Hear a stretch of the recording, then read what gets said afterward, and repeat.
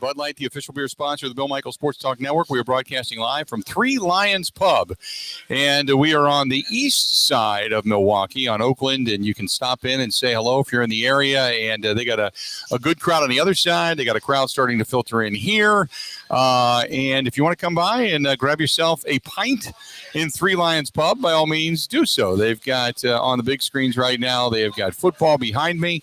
They have got baseball, which, by the way, the Houston Astros leading the Chicago White Sox 6-0 after 7 innings.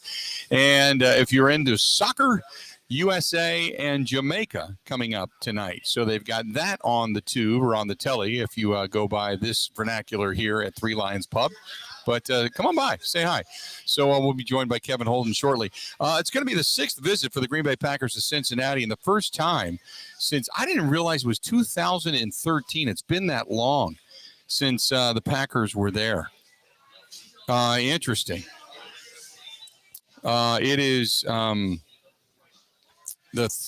thought it was much shorter than that. But since 2013, 8 years ago, and each of the last 3 games at Cincinnati have been decided by 7 points or less. The last 2 times at Paul Brown Stadium, the Green Bay Packers have lost. So yeah, it hasn't been a good place for them. And remember, the last time Brett Favre played there, the fan jumped out onto the field and stole the football from Brett Favre. And then the last time Aaron Rodgers was there, that was when Eddie Lacy was coming back from injury. He started in that contest, ran pretty well, looked good. And it was Dunlap and Simpson. Those were the 2 defensive ends that were just harassing the hell out of Aaron Rodgers, just anywhere and everywhere, knocking down passes and pressuring the quarterback, and they weren't able to do a whole lot when it comes to the run game.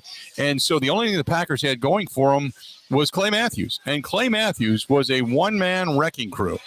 He was harassing the hell out of Andy Dalton, and then lo and behold, he ended up going down like Puxatawny Phil coming out to check to see if it's Groundhog Day or not.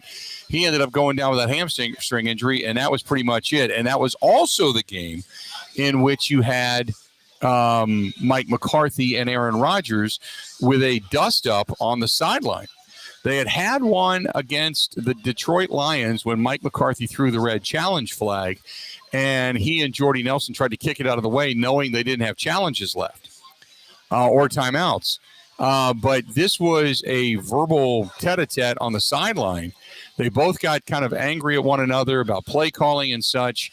And that was, if you want to say that was the first real gap in the armor that was the Packers between the head coach and the quarterback. So remember the last time they were there. And the last time I was there to cover that game, it was most memorable to me because it was Oktoberfest, and myself and Mike Clemens went down there, and that was when I found out that Mike Clemens was a true craft beer guy.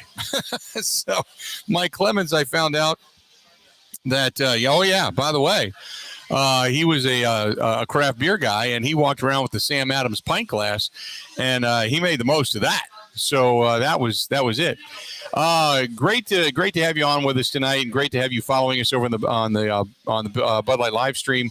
Again, we are live at Three Lions Pub here tonight on the east side of Milwaukee. So the Packers, each of the last 3 games, as I mentioned, decided by just a touchdown or less. Also, the Packers are looking for their first victory in Cincinnati since 1998. It hasn't just been Paul Brown Stadium. It's been Cincinnati in general. Since 1998, the 2 teams met in 2017, which was a 27-24 overtime victory by the Green Bay Packers at Lambeau. That was back in week 3.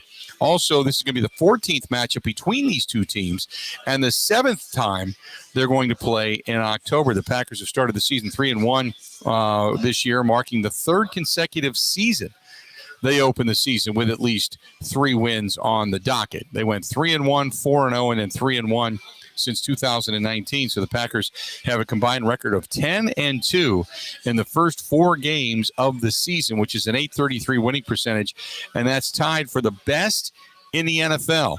And if I told you to guess who the other teams would be, you probably wouldn't. You maybe guess one, but not both. Everybody just assumes it's the New England Patriots. You're wrong. It's Buffalo and Kansas City. Who'd have thunk it? So there you go. And also the noon kickoff is going to be the first time that the Green Bay Packers have had a noon kickoff this season. The first of 3 consecutive early Sunday slots for the Packers. Packers 11-1 under head coach with Matt LaFleur in games that are played at noon. They've got a .917 winning percentage, and that ranks number 1 in the NFL since 2019. And according to Matt LaFleur, the first time this year that they're actually putting it all together and doing it at noon, he says they have to wake up with hot piss. I don't know what that means. Maybe it's a urinary tract infection. I don't know. But that's what he said today in his pressers. It is what it is. This game, this matchup, good to know that Elgton Jenkins back in the practice field today. That was really the big news. Obviously, the Packers have made some signings as well, as we all know. But the big news today was the fact that the Green Bay Packers had Elgton Jenkins back on the practice field and looking to, kind of looking to get back into the swing of things, and maybe additionally solidifying that lineup. And then don't forget, they picked up Rasul Douglas yesterday. They picked him up, and then they're finalizing the signing today of the former Cowboy linebacker as well. So Packers making some moves and trying to get better. Between the and the Stephon Gilmore thing, look, it just didn't work out because of the payroll situation. And again, we talked about this yesterday. Over the cap had them at $7.2 million over the cap. You had Sportrack had them at $8.8 million. Tom Silverstein said that they were $7.1 million, and today Rob Domofsky said that they were $6.72 million. So I don't know what the real number is, but the Packers felt that they didn't want to go after Stephon Gilmore because $5.7 million would have been absorbed by the team, and therefore if there were any additional injuries down the road, as we are early on in this season, only through the first quarter point of the season, that they would need some additional funds, and it just wasn't possible to get Stephon Gilmore in under the salary cap and to keep things viable if indeed there were additional injuries. So they go out and they get Douglas, they get to Jalen Smith, and now we'll wait and see where Jalen Smith fits into all of this. We'll see where Douglas fits into all of this. We do know that Jair Alexander is going to be down. He is not going to be a part of this game. They're still waiting to find out, at least according to Matt LaFleur today, what the options are, whether it's going to be surgery or whether they're going to try to avoid that, as he said, at all cost. And maybe, just maybe, Jair Alexander can rehab and then maybe come back at some point this season, because once you start cutting on a shoulder, he's done for the year. So they're trying to avoid that. But your starting corners, at least as of right now, will be Kevin King, Eric Stokes. You'll put Douglas back there, Rasul Douglas back there. You have also got Yadam back there, who they picked up off the Giants squad earlier this year. So you've got some young guys. Shannon Sullivan's going to be back there. But this is a team in Cincinnati that comes into this contest third best in the National Football League at throwing the football. Third best. Joe Burrow has been all that and everything that he's been expected to be. He's been really good. And in addition to that, they've got a three-headed monster when it comes to the wide receiving core that has been even better. When you talk about the guys that they picked up this year, they get Jamar Chase, who Joe Burrow has a relationship with after playing in LSU with him, Tyler Boyd, and also T. Higgins, who they drafted in the second round last year. So they've got some good pieces. And in addition to that, they've got Trenton Irwin. They have got Auden Tate, Stanley Morgan. They've got numerous guys they can throw to. But the big trio is Chase, Boyd, and Higgins, and they can go over the top. They can do it, and they're going to do it. This is going to come down. If there's ever a game in which the Green Bay Packers need to win a game by the defense, not by the offense will do enough. Don't get me wrong. The offense will do their part, I'm sure. But if there's ever been a game in which the defense needs to come to life and stand up and say we won't be run over or passed over, this is going to be the game. Without a doubt, it's going to be the game, because you've got a really good passing game, a high completion percentage. They get Joe Burrow into a rhythm early. The good news, I guess, is that Joe Mixon, their running back, is nursing an ankle injury. And that guy just simply can't stay healthy. He did not practice again today. So Joe Mixon, at least as far as I checked from earlier today, but Joe Mixon most likely going to be down for this game, nursing that ankle injury. They're still hopeful that he can come back, but it is not likely that he is going to come back. So the Packers going up against the Cincinnati Bengals, and the Bengals for their first time sitting at 3-1 this season. They ended up knocking off Pittsburgh a couple of weeks ago. They got an overtime, or not an overtime, but a last-second walk-off victory against Jacksonville and Urban Meyer not that long ago. So they're hoping to get themselves a win as well. 877-867-1670. If you want to chime in, you can feel free to go ahead and do so.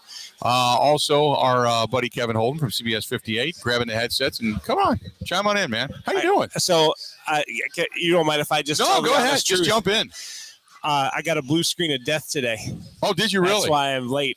Okay. I was at American Family Field, and I think maybe a Braves, maybe one of these little analytics geeks got in my laptop. Oh, my goodness. Killed all of my sound, the Brewers talking about the series. Right. It's all gone. It's really? Yeah.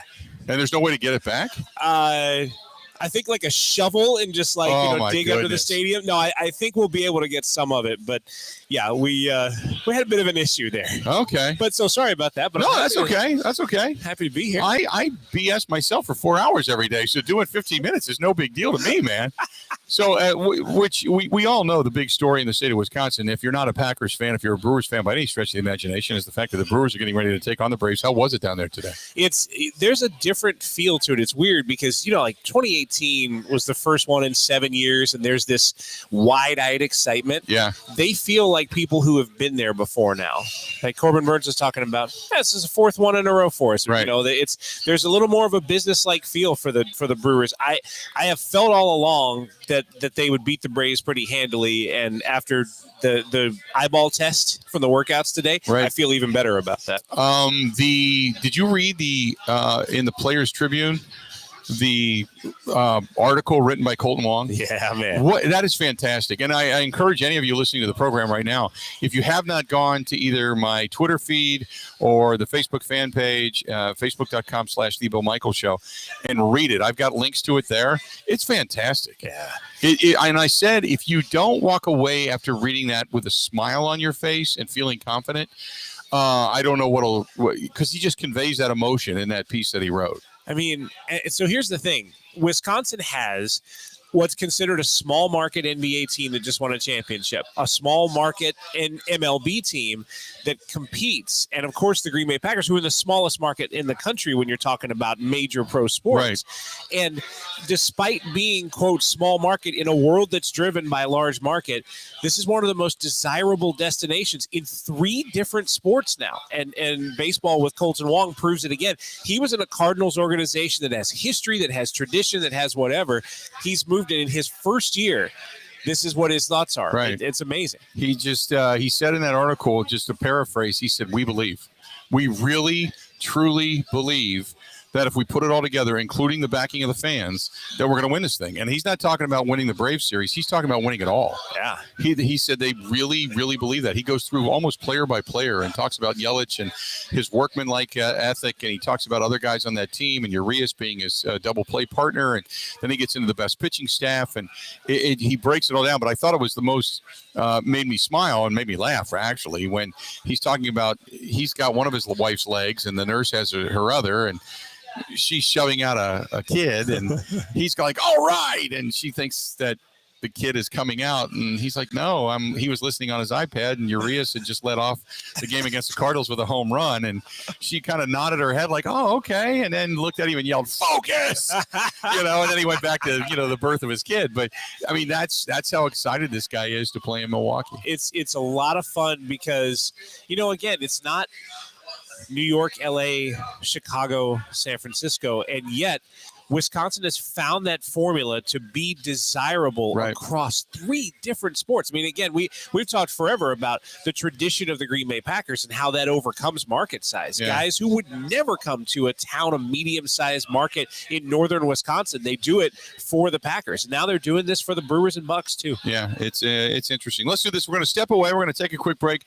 Broadcasting live, we're at Three Lions Pub here on the east side of Milwaukee. If you want to stop in and say hello, feel free to go ahead and do so. A few people starting to trickle in. We got a lot more of the Bill Michaels Huddle brought to you by our friends at Bud Light. It's coming up right after this. This is the Huddle with Bill Michaels on the Wisconsin Sports Zone Network.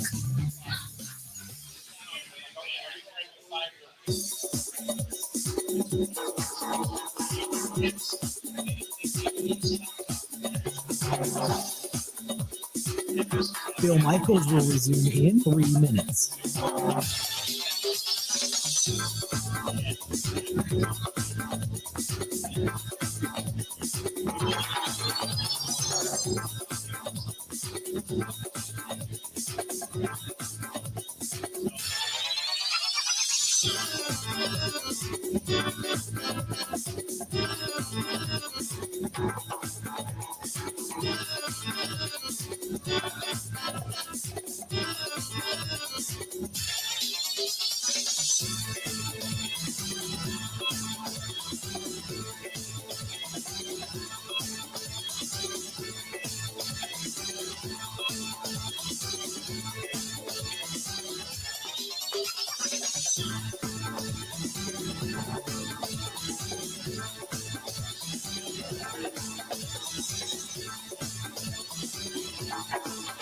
Bill Michaels will resume in 2 minutes.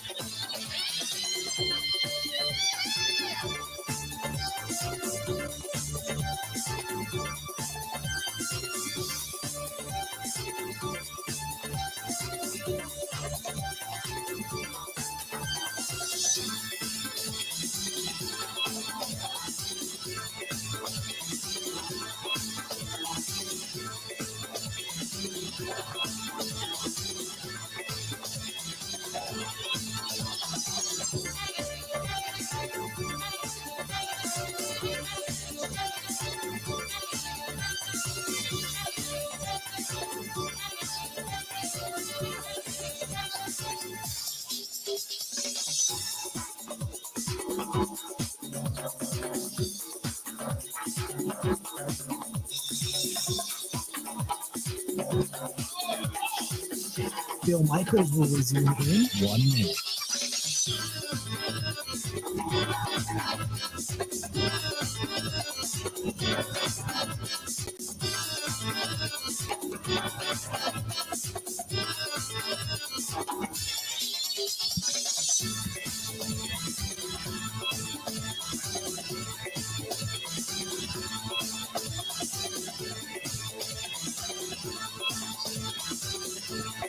Bill Michaels will resume in 30 seconds.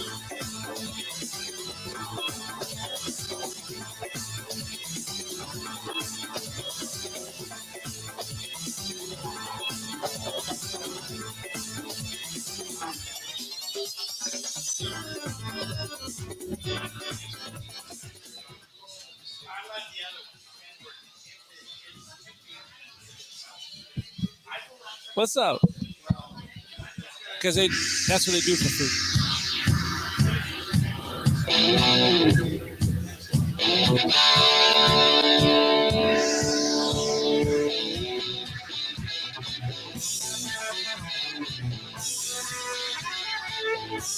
Welcome back. Bill Michaels Show. We continue on. Glad to have you. It's the Bill Michaels Huddle, and we are broadcasting live at Three Lions Pub on the east side of Milwaukee. If you want to come over, if you're in the area, stop by and say hi. They got some beverages flowing, some pints, as they say in this place. And they'll have everything from football to baseball, soccer. And the game that's on right now is the Houston Astros are beating the hell out of the White Sox. So that's not even much of a game at this point. But you got football coming up later on tonight. You've got the Rams and the Seahawks. And then you've got USA and Jamaica playing in soccer tonight over here. So I told him I'd say that. So I don't do a whole lot of soccer updates, but nevertheless. Kevin Holden from CBS 58 is alongside, and we're glad you're here tonight. So the big news of the day, Elton Jenkins is back, and at least he's practicing. The Packers, obviously, they pick up Douglas, they pick up Smith. So defensively, they at least they filled 2 spots with the amount of money that they would have spent on Stephon Gilmore. Did you think Stephon Gilmore had a shot at coming here? I thought money was going to be a serious problem because we know that the Packers spent all offseason restructuring, and it just felt like the money wasn't going to fit. I think he would be a good fit, but because they would had to have traded, not have the player released like it was in the case of Jalen Smith, it's too much money. It literally would have maxed out everything they had from a resource standpoint. So they don't get Stephon Gilmore. They get Douglas. They get Jalen Smith. your thoughts on the signings? I like the ideas of, and it was weird that all of that happened at once 4 or 5 weeks into the season. Right? That's the thing that really is odd to me.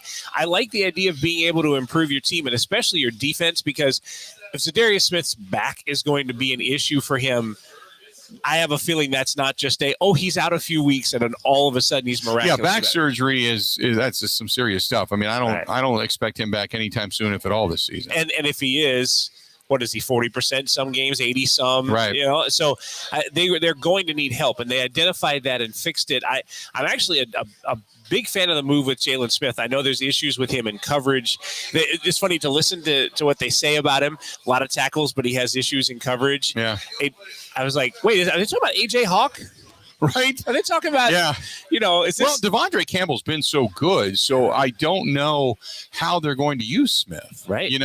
Because Devondre Campbell has been the guy that's been in coverage. He's knocked down passes. He's rushed the passer. Yeah. He's been a tackling machine.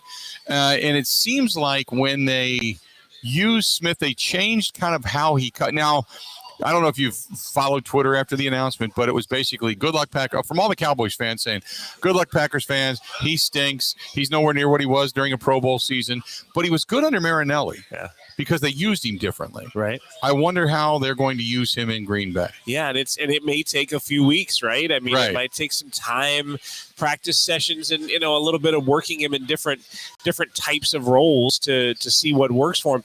It's interesting though, because what the Packers have right now is a Bengals team that's tough, but I still feel like pretty beatable. Then a Bears team that's extremely beatable. Then a Washington team that's extremely beatable, right? Mm-hmm. So they don't necessarily have to be all the way on top of things until Arizona at the end of the month. And so that'll be just enough time. They can find exactly what they need. This Cincinnati team, and I was kind of reading some of the statistics, third best passing offense in the National Football League. Joe Burrow is now getting run out in Vegas about the possibility of creeping up and becoming an MVP. They've got a three-headed monster when it comes to their wide receiving core. Tight end is okay. Joe Mixon most likely not going to play in this game, and if he does, he's not even going to be effective because of the ankle injury. But they've been really good with Joe Burrow, and the fact that now they have the ability to throw downfield. Tyler Boyd has been a good short receiver. I think this is going to be a hell of a test for the Packers. It's interesting, too, because it reminds me, it works in the NFL and it works in MLB. You hear hype around a prospect or a player, someone who's young, but the litmus test, the way you know that person's real, is how much the coach trusts that player off the top. In baseball, Corbin Burns was throwing innings that mattered from day one, and that was the way that we knew Corbin Burns was going to be a Cy Young candidate one day, and he is. Joe Burrow, in his first year in Cincinnati, they were throwing the ball a ton. Right. Like they were one of the, especially late in that season last year, they were one of the most volume-heavy pass offenses in the league. And that's with a rookie. So to me, that shows, right? Like, that's not forcing it. That's the coach saying, this is part of our natural game script. We're going to use Joe Burrow. We're going to pass the ball a ton, and I think that's what they are. The guy that's starting to get some run defensively, Kenny Clark obviously is playing really well, but Rashawn Gary in the last contest against Pittsburgh, he had a couple of rushes where he was just blowing people up. He wasn't really running around them. He was just knocking them over. And last year he started to do that. He really started to come on strong. Give me your thoughts on Rashawn Gary, because some will say he's not dynamic. He's not a true pass rusher. Therefore, the pick they wasted, he was a bust. I look at it as the guy's been formidable. He's good in the trenches. He's not great. This is not Reggie White walking through the door. But for what he is, I think he's been solid and going into his third year. Yeah, I think he's a contributor. I think the thing hanging over his head is the number attached to the pick. Again, since we're just kind of like A.J. Hawk. I was going to say we're bringing A.J. Hawk in a lot. He forever it was the number attached to the pick. If A.J. Hawk was a late second round pick, he would be praised. Right. And I think that's the same thing for Rashawn Gary. So he probably falls short of expectation for that round. But as far as a contributor on your football team, as far as a guy that rounds out, that does things well, that will help you at least, he's fine. I think he's been solid. Like I said, I don't think he's by any means, he's not great. I don't know what he's actually going to, morph into. But he's kind of as he was billed. I mean, he's going to give you, the knock on him coming out was that he takes plays off, and there's times that he disappears, but for the most part, I think Rashawn Gary's been really, really good. I think what he's missing is Za'Darius, because he was so much better when teams had to concentrate on Za'Darius, and he was getting just straight one-on-one man up, blocking. He's so much better in that role. Oh yeah, and think about the difference when Za'Darius is back, if Za'Darius can be healthy, and what Rashawn Gary is drawing now, what he's having to go against now, it's one of those things where it's more of an uphill battle, so that when Smith is back, if Za'Darius can be 100%, that's an if, but if that happens, I think Rashawn Gary is a guy that takes a jump toward the end of the season because he's faced much tougher things during the first 2/3, let's say, of the season. He's a guy that could be really good in December. He could take a jump. The other guy that played well was Kingsley Keke. Yeah. If they can start getting something out of him, that can change the dynamic of the front. I think Dean Lowry played better. We've seen some out of Tyler Lancaster here and there, but that's what you're going to get out of Tyler Lancaster. But I think if Kingsley Keke starts to come on, and you start to get something out of TJ Slayton, because he's still young and raw, but Joe Barry, from the first game we saw against New Orleans to this last game, defensively this team's gotten better. Oh, yeah. I don't know if it's competition. I don't know if it's because Big Ben's immobile. I don't know if it's because they didn't have a ton of run game. Juju Smith-Schuster was open. If he hits him and drops it in the breadbasket, maybe the outcome of that game is different. But it seems like at least the defense has been better. That after week one, I was worried that they would just leave him there. There were these cats inside the stadium in Jacksonville, these wild cats that just live in there. I thought they just leave him with the cats, that first week was scary for that defense. And what's crazy is it's been a consistent improvement. So maybe it was just a time to gel sort of thing. Maybe there is something to this idea of a shorter preseason with fewer games hurting teams when the regular season started. Maybe that really was preseason game number 4, because it's way of an outlier right now. A lot, the difference between what they were that week and any other week is enormous. It's got to feel good for Packers fans too, because the names we're bringing up are names we talked about in our preseason games. Right. Kingsley Keke, just Campbell in the middle there, the linebacker. It's like these are guys we talked about in August that we expected to disappear. Yeah. And they are key parts of the defense. They're starting to become relevant. Let's do this. We're going to step away. We're going to take a quick break, come back. We'll start to talk a little bit about this offense, as Aaron Rodgers seems to be in an incredible groove right now. In addition to that, you've got obviously the exodus of MBS because of the injury, but you've got other guys, including Randall Cobb, beginning to step up. Stay tuned. We are broadcasting live at Three Lions Pub. We are here on the east side of Milwaukee and Oakland. Swing on by and say hi. We're brought to you by our good friends at Bud Light. We've got more of the Bill Michaels Huddle coming up next. This is the Huddle with Bill Michaels on the Wisconsin Sports Zone Network.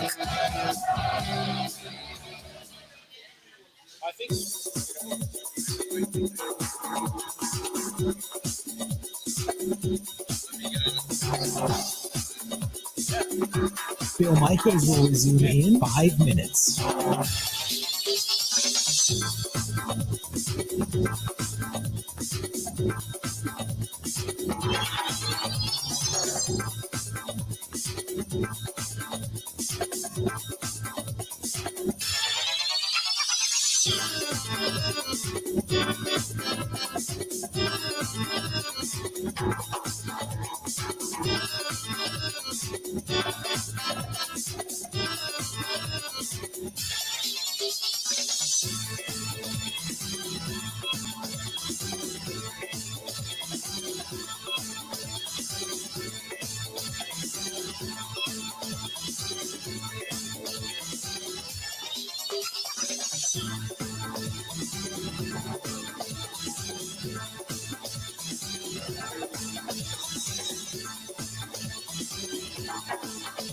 Bill Michaels will resume in 4 minutes.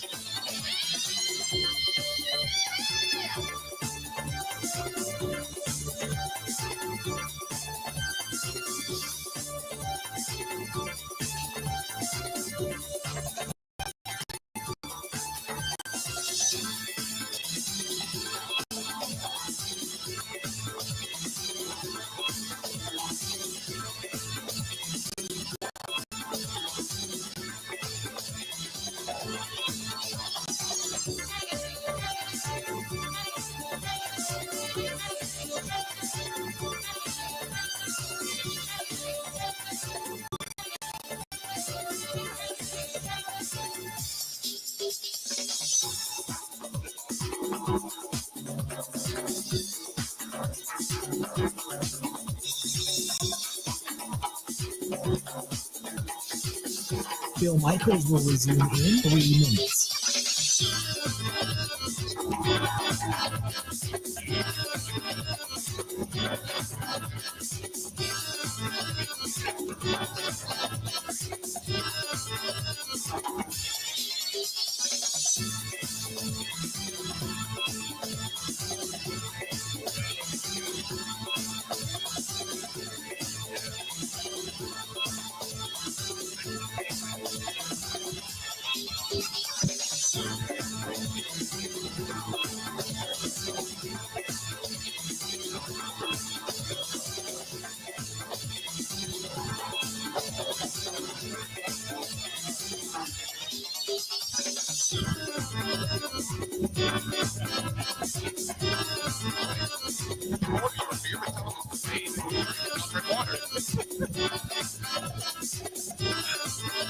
Bill Michaels will resume in 2 minutes.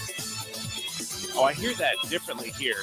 That where I hear Bill Michaels will resume in. There's something when you have me on hold to go on your radio show. I hear a voice, but I don't hear it like that clearly.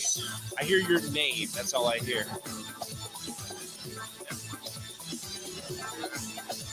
Wow.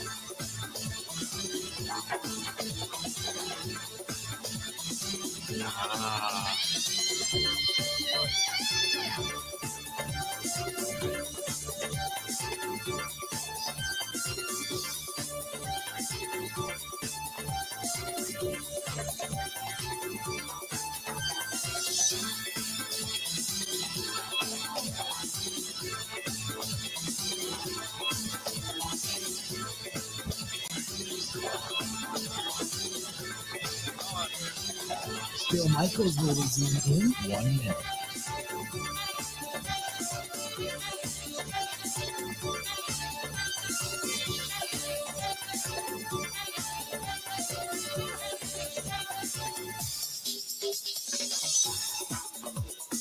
Yeah, we were here a month ago maybe on that gift card.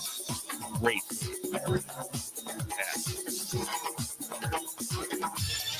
Bill Michaels will resume in 30 seconds. Oh, okay.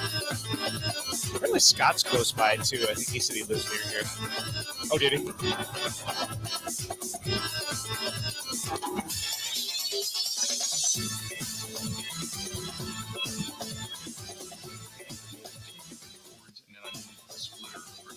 Oh yeah, And that's all I need. That's great.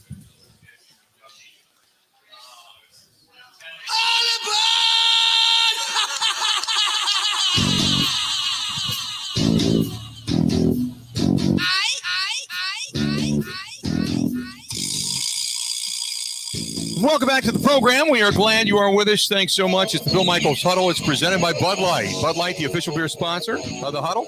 And we are broadcasting live. We're at Three Lions Pub. We are on Oakland on the east side of Milwaukee. For those of you who are listening to us on the network all throughout the great state of Wisconsin and beyond the borders, Kevin Holden, CBS 58, is the other person you see sitting alongside me. If you're following us on the Bud Light live stream, you can follow us on Facebook. Go to facebook.com/The Bill Michaels Show. You can follow us on YouTube, and please subscribe on YouTube. You can do that as well. Just go to youtube.com/Bill Michaels Show. You can follow us on Twitch TV. And plenty of ways to get in touch with the program. The website, which is simply thebillmichaels.com. That's thebillmichaels.com. Glad to have you. If you want to chime in or shoot us an email, you can over on the live stream as well. You can do that. And we'd be happy to try and respond to you in that particular fashion. I want to go into the offensive side of things. The fact that last game we saw more A.J. Dillon featured. And now we saw Quadzilla kind of eating up yardage, chunks of yardage, and going back to the 4th and short that they had in the San Francisco game, and they didn't use them, and they didn't get it. And I'm kind of like, why are they not using him? Do you think A.J. Dillon, now they're just looking at him going, okay, we've worked him in, we've got him lathered up, we kind of know what he's a part of. He's really kind of the and I hate to use the term thunder and lightning because we've heard it so many times with different running backs, but you've got the speed, the quickness of Aaron Jones, and now you've got Jamal Williams was that guy to a certain extent, but A.J. Dillon is a bigger stronger, faster cat, so to speak. I think it might be better. As good as Jamal Williams was with the team, I think it might be a better situation with Jones and Dillon as that 1A, 1B kind of thing. And it may be that. I don't think it's a matter of a lack of trust in anyone. I just think that that Matt LaFleur understands, especially with somebody like Aaron Jones, such a dynamic playmaker, that if you can help him out but keep his reps in good shape, like, keep him from getting too many reps early in a season, I think it helps, right? And so if you can, in a game like this, spell him a little bit and go 50-50 with A.J. Dillon, so it's only 15 touches. Like, that's, to me, a game like this makes him better in week 15, 16,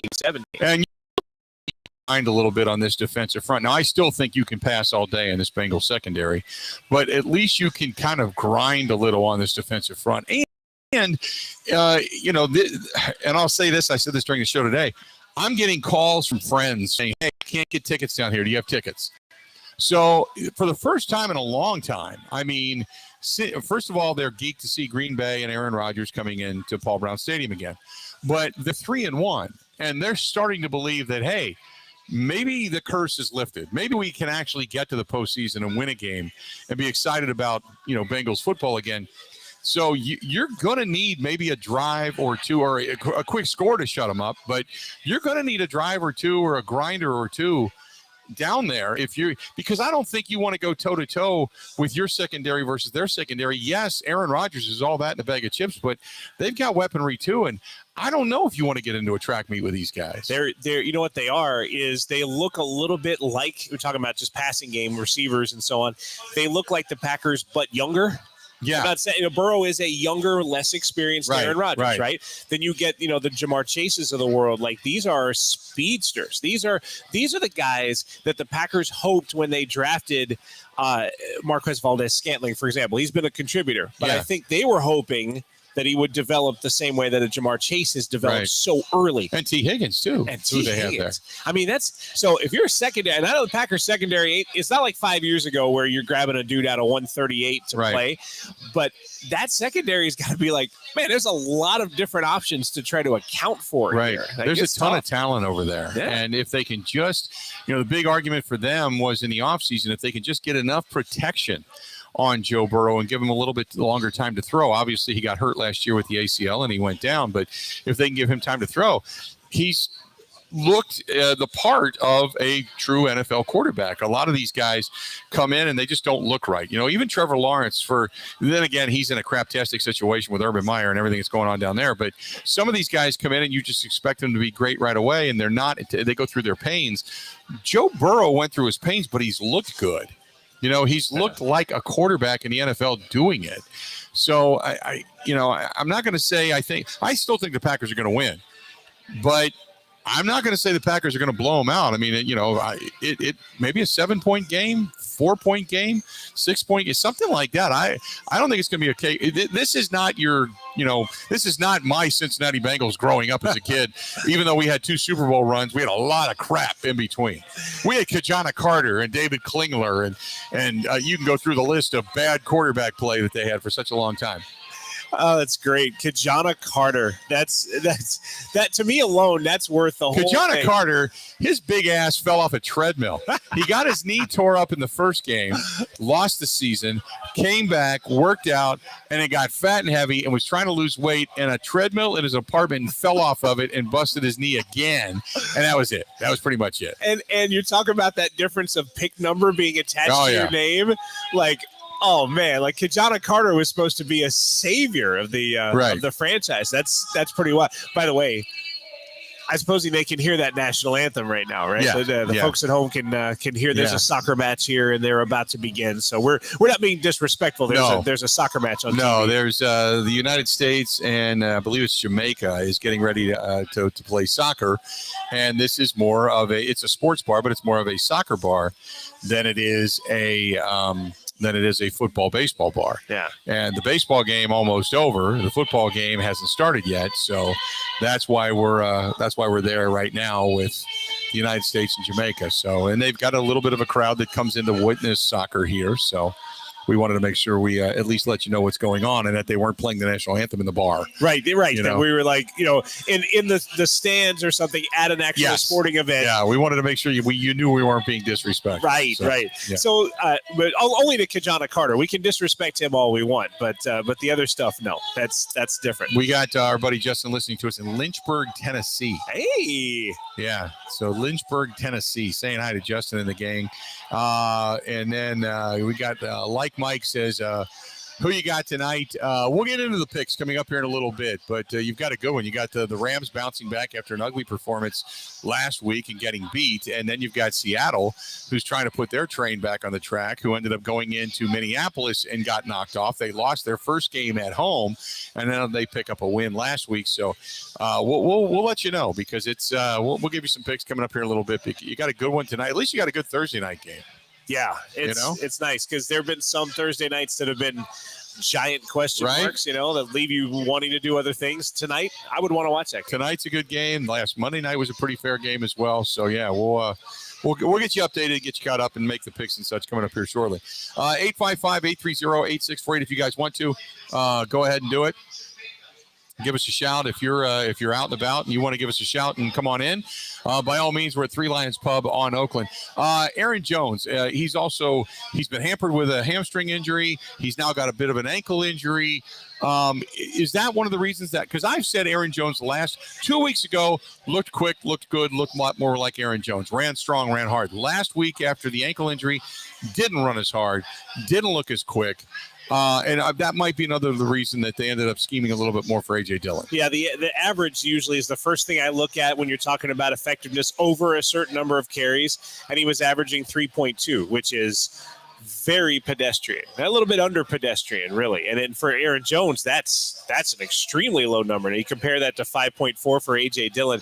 I think it's a couple of different things. I do think limiting reps, helping Jones be better later in the season is a part of it. And I think it may also be they gave A.J. Dillon a football a couple of times and he was instantly effective. And it's like, well, hey, hang on. This is a guy that can do the job. Let's roll with it.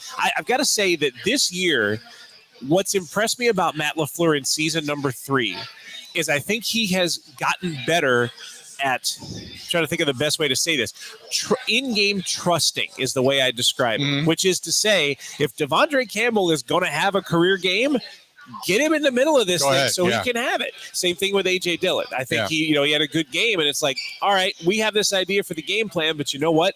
If Dillon's getting the job done and Jones is a little banged up, let's make the adjustment. Let's do this. We're broadcasting live at Three Lions Pub. We're on Oakland on the east side of Milwaukee. Come on over and say hello. We're brought to you by our friends at Bud Light. You've got soccer. We're going to have football. The baseball's wrapping up, and it's pretty much over because Houston was beating the hell out of the Chicago White Sox. So I don't think that – then again, it's one game, but the White Sox just look stunned. Houston's got a hell of a team. I just don't want to see Houston win. I just the whole cheating scandal still sits very, very deep with me. And I would love to see a Brewers-White Sox World Series. It would be the I-94 series, and that would be freaking fantastic. Stay tuned. We got a lot more coming up right after this.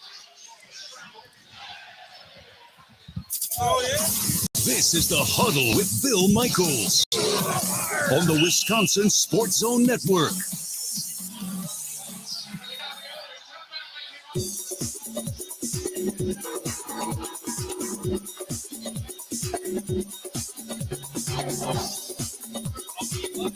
Bill Michaels will resume in 3 minutes.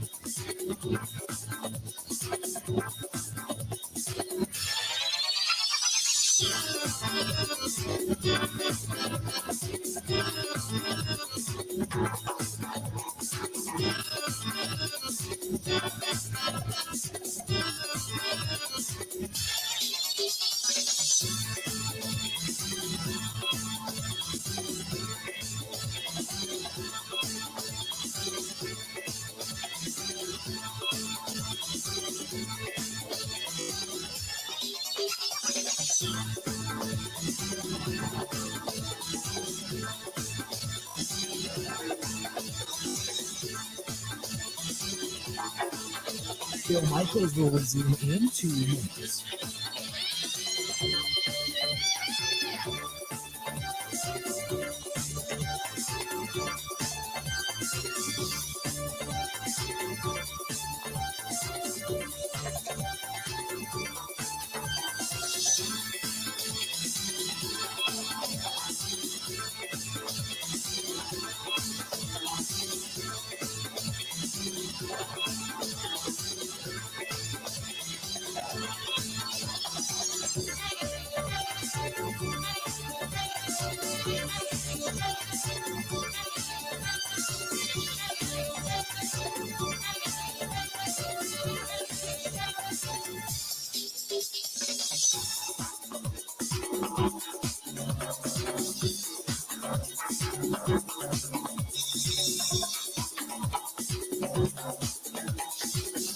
Bill Michaels will resume in 1 minute.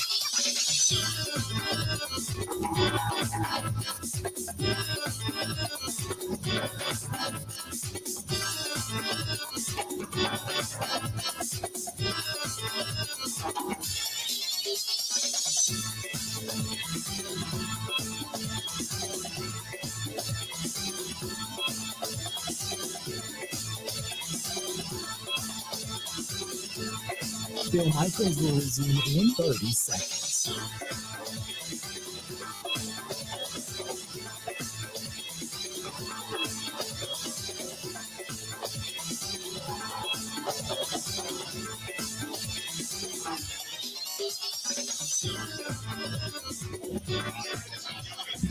Said I don't usually root for the Astros, but when I do, I root for them to knock some of the roofs out of the postseason.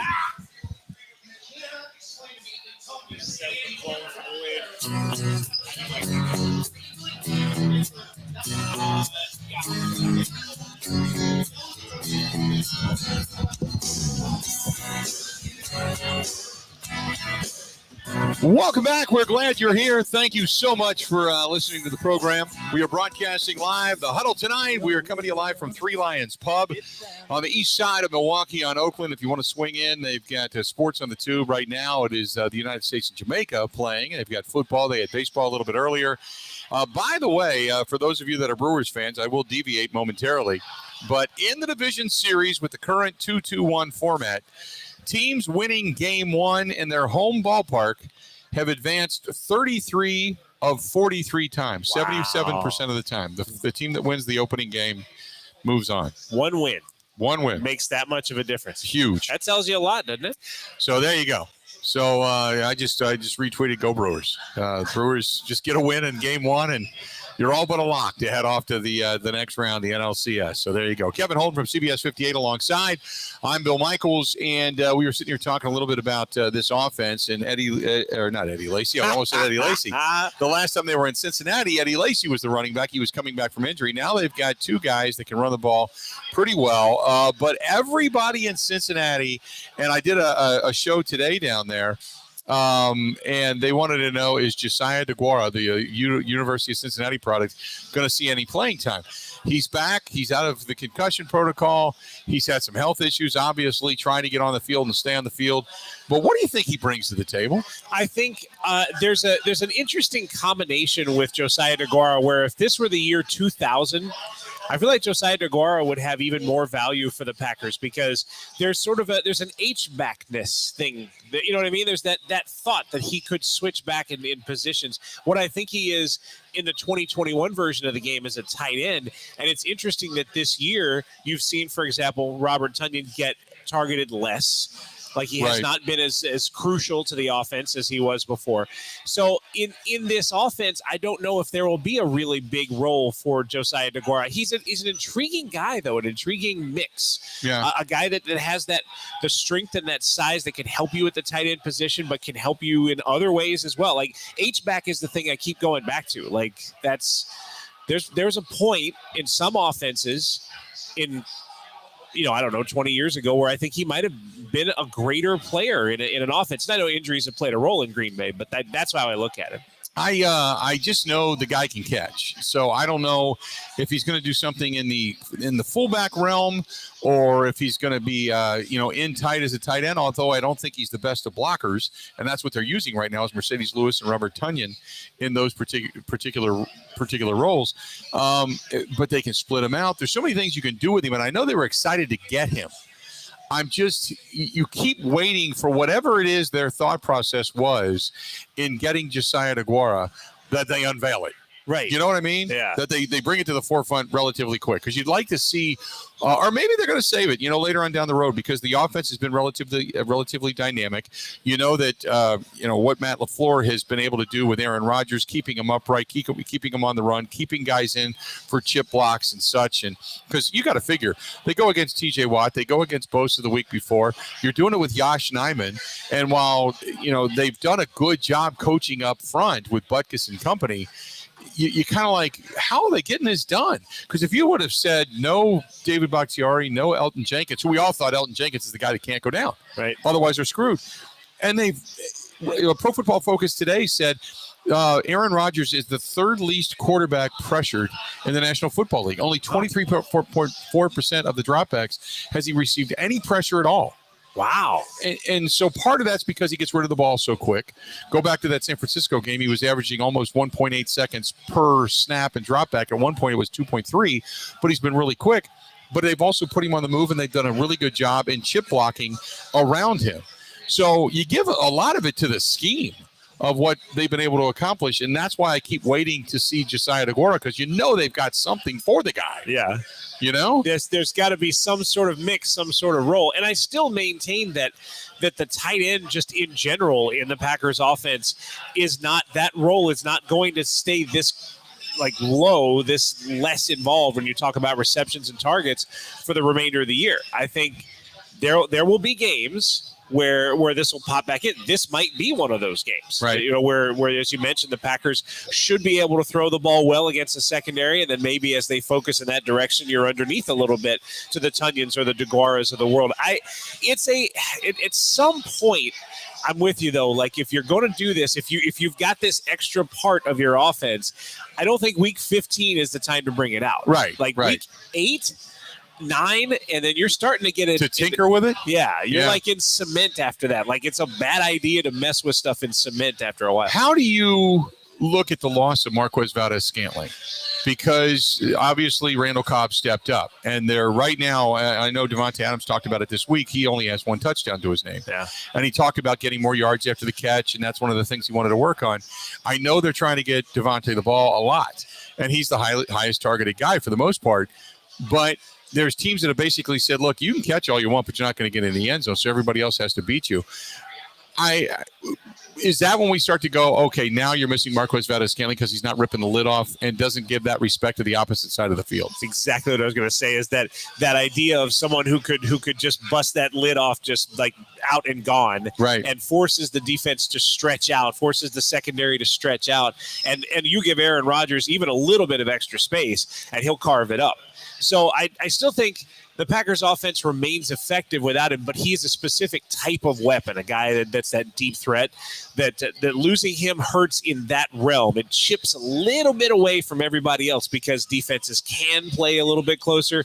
They don't have to try to cheat to get deep like that against MVS. So the wide receiving core, we know, a little bit thin right now. You've got Devontae, you've got Randall. You're still, Equanimeous St. Brown had the one attempted catch, and he should have had it. He was on his back. He was falling down, but that's a catch you got to make. After that, never went back to him. I don't even know if he saw the field after that. I didn't check his total number of snaps, but I know that they never threw again to him. He had the one target, dropped the football. That was it. It was almost like Aaron Rodgers said, okay, get off the field. I don't need you right now. And they've got other guys to go to. Are you worried at all about the offense? Because I'm not, and it seems like I should be. MVS is down. Bakhtiari's down. Jenkins is down. Aaron Jones is banged up with an ankle injury. And I'm not worried at all. It's amazing, and I still think, and we are starting to reach a point in Aaron Rodgers' career where there's a lot of years of history to look back on. Right. And it's the old Andy Bernard quote from The Office. I wish that you knew that you were in the good old days before you left them. And I think we're still kind of in the good old days when it comes to that offense, where those injuries, those issues, those problems are there. Aaron Rodgers is like foolproof when it comes to these things. Most quarterbacks, even good quarterbacks, struggle if they lose their best left tackle and a deep threat. Like that's a bad combination for Right. almost any quarterback. But Aaron Rodgers somehow is bulletproof when it comes to this. That's what I mean by it's been long enough that we understand why. Like we understand that Aaron Rodgers is who he is, but he's not gone yet. So we're still in the good old days. And you're waiting for Amari Rodgers to kind of become the guy out of the slot. Cobb's going to get a majority of those reps and snaps. Alan Lazard is being used. And Alan Lazard, for not catching a lot of passes, that guy is a downfield blocking machine. Yeah. He's become extremely good. And I look at this offense and I think, okay, you're going to get Elton Jenkins back most likely this week. He's practicing again. And if not, it's going to be the next week. Bakhtiari will be back in a few more weeks and he'll start working out again. Things will kind of solidify themselves up front. You hope that eventually, day by day, Aaron Jones gets better. Once you get back to full strength, how good is this offense then? Because I said the other day on the program, I have never seen Aaron Rodgers. If you look at his eyes when they show the camera shots, it's like he's the Matrix. He's up, he's got it, and then all of a sudden it's like locking in. It's like watching one of those fighter pilots as they're trying to track down a plane in front of them, and it keeps weaving side to side, and all of a sudden it goes red, and it says, okay, fire. Yeah. That's Rodgers right now. Yeah. And he's just like locking in. And he can pull it in what feels like 100th of a second. Right. That pull that trigger that quick. Yeah, that's the thing about Rodgers that's otherworldly. As he approaches 40 years old, the mind, the reflexes, all of those parts are still just incredible. 1 hour down, another hour yet to go. We'll also start to roll around the rest of the NFL coming up at the bottom of the next hour. We'll talk a little bit more about Aaron Rodgers, the matchup with Joe Burrow coming up this weekend, as Joe Burrow is, as he said yesterday, really looking forward to competing against the Packers defense, but more so across the field from Aaron Rodgers. Stay tuned. We've got a lot more of the Bill Michaels Huddle brought to you by our friends at Bud Light, broadcasting live at Three Lions Pub, coming up right after this.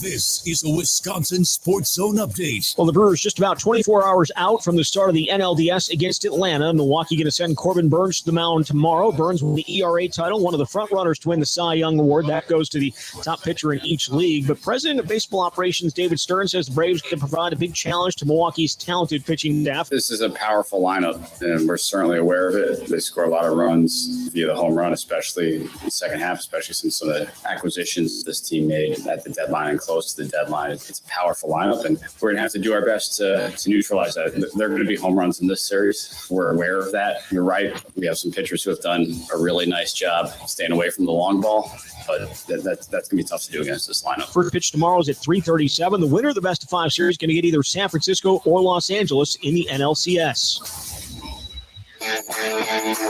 Want to save even more at Fleet Farm? Well, now you can with Fleet Rewards. It's free to sign up, and there's no credit card required. Using Fleet Rewards is easy. Earn points every time you shop.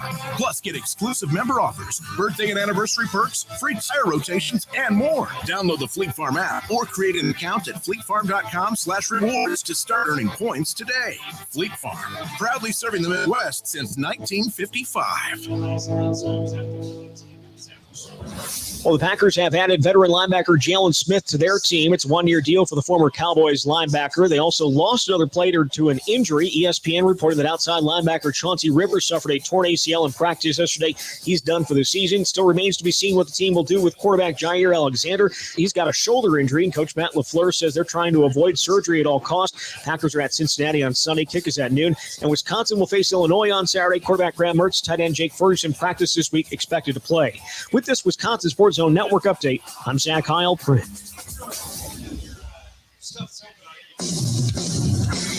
Are you ready for some football? He talks green and gold. Look at the eight. Go. This is The Huddle with Bill Michaels. Welcome back. We are broadcasting live at Three Lions Pub here on the east side of Milwaukee. Brought to you by our friends at Bud Light, the official beer sponsor of the Bill Michaels Sports Talk Network, and they also bring you the huddle each and every week. And the Three Lions, they have sports on the television. They've got some soccer up now. You're going to have football later on. You got baseball that just culminated. And Kevin Holden from CBS 58 is here. And so you're telling me off the air that you've got your computer crashed. We all know that. It did the blue screen of death. And then on top of it, it had its a mind of its own where it started reaching out to sites that were more of adult oriented, I guess, right? Yeah, you get that morning email from the HR director. Dear Kevin, at 10:40 last night, and I'm screaming I'm alone in the house. I'm screaming at the phone. I was talking to Drew. I was in the studio, Right. and they're like, "Yeah, you looked up .com, Such and such, yeah. like, woo, okay, Yeah. So they took that laptop away. They were supposed to anyway, but the joke is they took that laptop away from me and replaced it with one that Okay. crashes. So Sure. I'm having computer luck right Yeah, I was going to say they put the blue screen of death on it when you try to access those sites. When it shuts down. So, I would now if you know the site, what I would do is post Drew Burgoyne's picture over there and say, it wasn't me. Look, he must have been using my laptop, and it's all Drew all the time. So I'd blame it on him if you absolutely had to.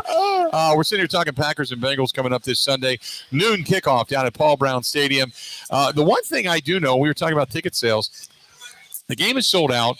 The secondary market is really starting to go up. You don't ever see tickets over $100 for a Bengals game. Yeah. And they're $200 for corner end zone seats now. Wow. $200 and $300. And if you want to go 40, 50 yard line, you're talking $400 or $500 now. Believe it or not, because of the demand from Bengals fans to see the Packers and Packers fans. It's a driving game. You can drive there. You don't need to worry about flights and such. It's only about 5.5, 6 hours, and you can hang out down there and spend the weekend down there if you choose to do so. And it's not a cold weather game, so you should be able to do that. But part of it's because they start to believe that the Bengals are for real. Do you think Cincinnati, sitting at 3-1 right now, is for real? They look like a good team most of the time. And so when you say for real, that to me is through a quarter of your season roughly. I think if you can look good most of the time, that's all right. Most years, beating Pittsburgh at Pittsburgh is an impressive win. I think we learned after seeing the Steelers at Lambeau that beating Pittsburgh at Pittsburgh this year is right. It's impressive just because it's tough to beat anybody in this league, but I start to sound like an NFL head coach when I say it that way. But it's not, Pittsburgh is not the impressive win it once was. But Cincinnati has this year this combination of it. Again, we talked about Burrow in year number 2. You talked about the combination of run game. I know Joe Mixon probably doesn't look great to play, this time around, and that's an issue. But there are parts to this that look really good for this team. Now they've beaten. Here's who they've beaten: the Vikings, the Steelers, and the Jaguars. That's not the most impressive resume. No, but they beat the Vikings on their opener. Right. An opening weekend. And that was a 27-24 win. They lost to the Bears, and that's the head scratcher. Yeah. The Bears were able to get a win. Now, that was in Chicago, and that was the Bears opener. And maybe there was just excitement also, correct me if I'm wrong, but Andy Dalton ended up going down. That was supposed to be Andy Dalton's big game. Right. He looked good, and then he ended up going down. Justin Fields gets the start. Yeah. And then they go into – then the most impressive thing was they beat the hell out of Ben Roethlisberger. Yeah. In that 24-10 win. It made him look really, really, really bad. In Pittsburgh. Yeah. And see, that was because Pittsburgh – that was coming off – Pittsburgh had beaten Buffalo – in Buffalo. And we thought, whoa, Ben coming back and taking on a Buffalo Bills team that was supposed to be a Super Bowl contender. That's a huge win. And then since then, Pittsburgh's looked terrible. Yeah. I don't know what do you make of the league other than the fact that the only undefeated team is Kyler Murray and the Arizona Cardinals. I still think that this 3-game preseason, this abbreviated preseason with this extended layover between the preseason and regular season, I think teams have spent some time adjusting to it. Packers are a great example. Packers did not look prepared for week 1, and it was not an issue of time for preparation. They had time because there was not a 4th preseason game. But I think anytime in the league, as you know, anytime you have additional time, it means additional preparations, more chances for more wrinkles, that kind of thing. That's why I think as a coach, there's probably a reason why you like playing on Sunday and again on Thursday. Your guys are banged up, and that's a problem, but the other guys don't have any time to change what they did Sunday. There's very little time to install anything new. With this preseason, it was 3 weeks, and then what was the off time? 17 days or 16 days or something? guys are going to change a lot. Right. And that's why I think those early season results were skewed, because the Saints that the Packers thought they knew were different by week one. The Steelers were different, and I think that caught the Bills by surprise. The way I look at it for the Packers in Game 1 was, and I go back to something that Sean Payton said when he went back and he started scheming and looking at Joe Barry's defense. I think they were just focused on that first game. Yeah.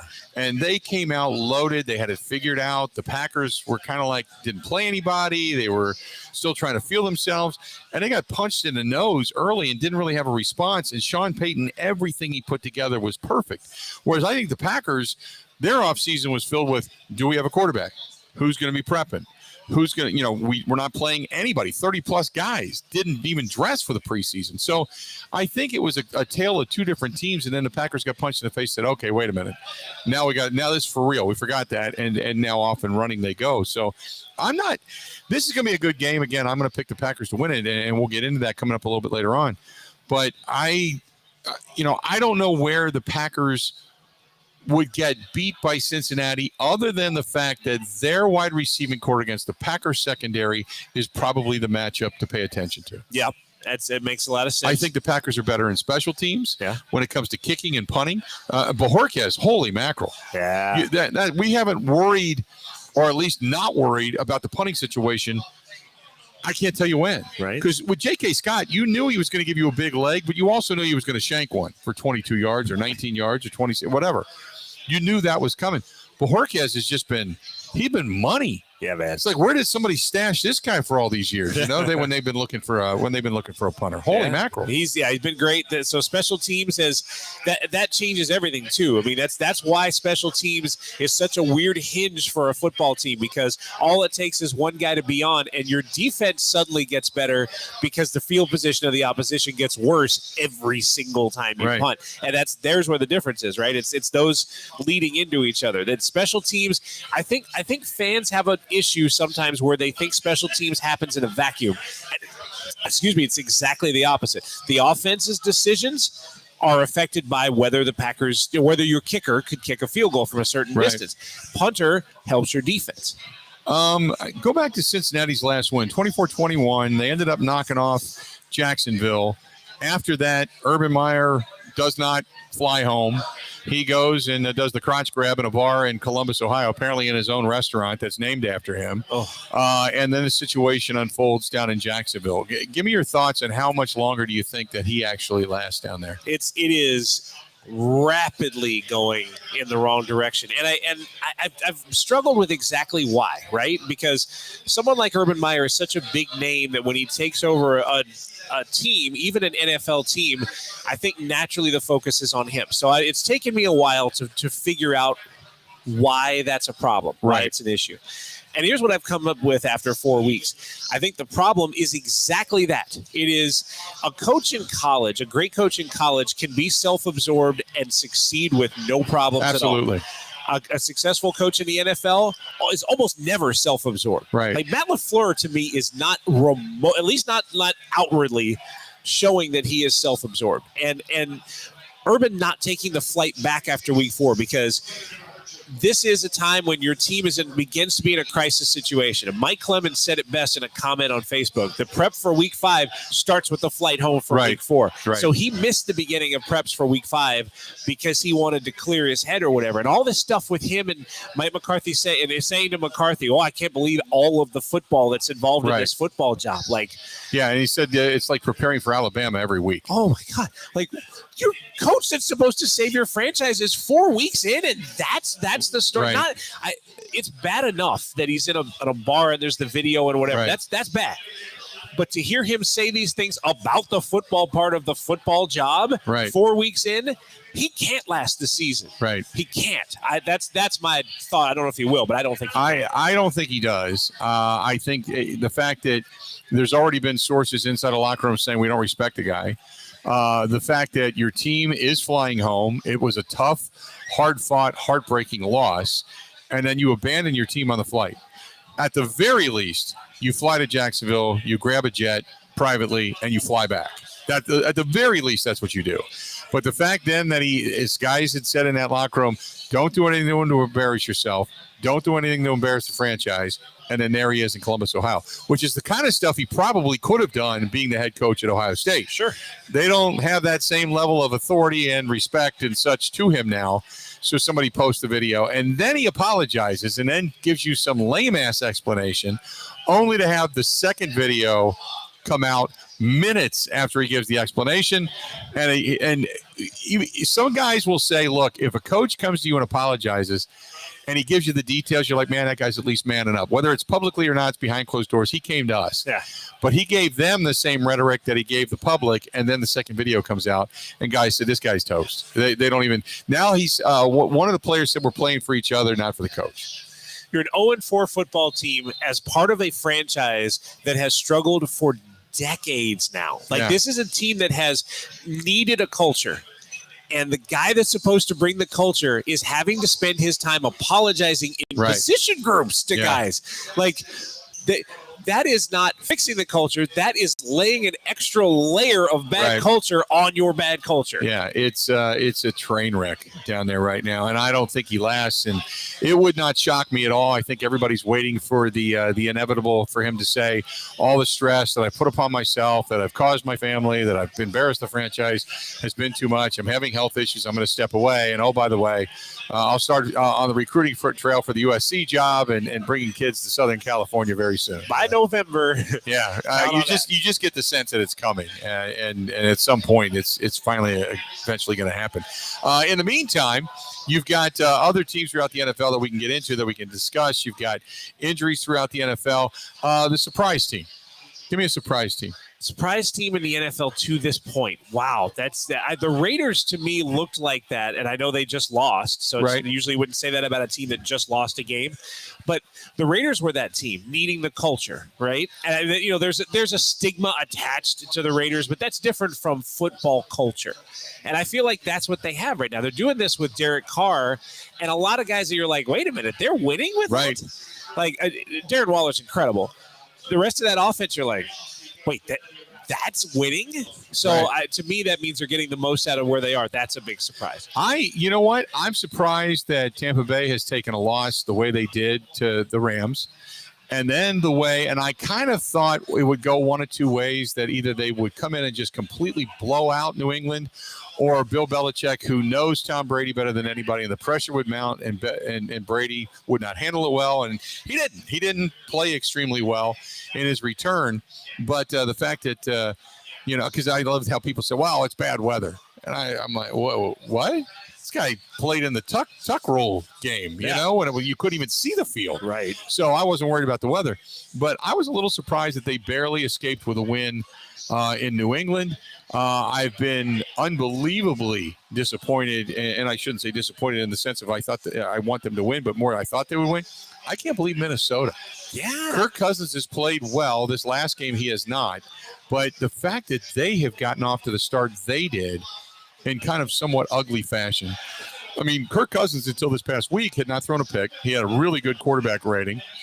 And he wasn't being talked about as far as the MVP early races go, because everybody keeps waiting for him to come back down to earth. But Minnesota has faltered.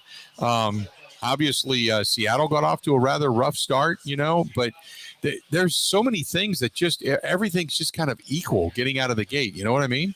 A lot of 2-2s, a lot of weird things in divisions. Tennessee at 2-2 is a leader right now in their division, which is a kind of a wild thing. Then you've got, it's the AFC North that has 3 3-1 teams. Right. That's the Browns, which I know we're planning to be better, so it's not like a huge surprise there, but 3 3-1 teams. The NFC North is 6-10 overall, and the Packers have half of those wins. Right. And I still can't, we're talking about Minnesota, I still can't believe that we were just a couple of weeks into the season where you started to hear fire the coach among the experts on the fringes. Like, it looks like coach's time is about done.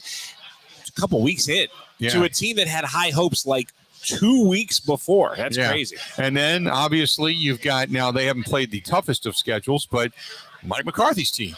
In spite of clock management, of which he's been completely ridiculed in back-to-back weeks for, Mike McCarthy's team, and Dak Prescott is being rumored as one of these guys that could possibly win an MVP the way he's played so far this season. Yeah. So, and wouldn't that be a kick to the shins if all of a sudden you had to play Mike McCarthy's team, and that would be the team that ended up knocking you out. Could you imagine? Oh, those scenarios. They're so juicy, aren't they? Let's do this. We're going to step away. We're going to take a quick break. We are broadcasting live at Three Lions Pub. We're here on the east side of Milwaukee. If you want to stop in and say hello, do it. Come on by. We're brought to you by our friends at Bud Light. Stay tuned. We got a lot more coming up right after this.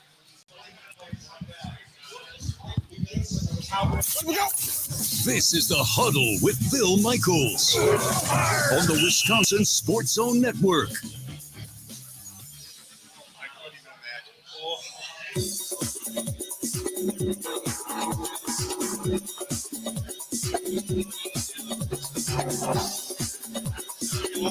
Bill Michaels will resume in 3 minutes.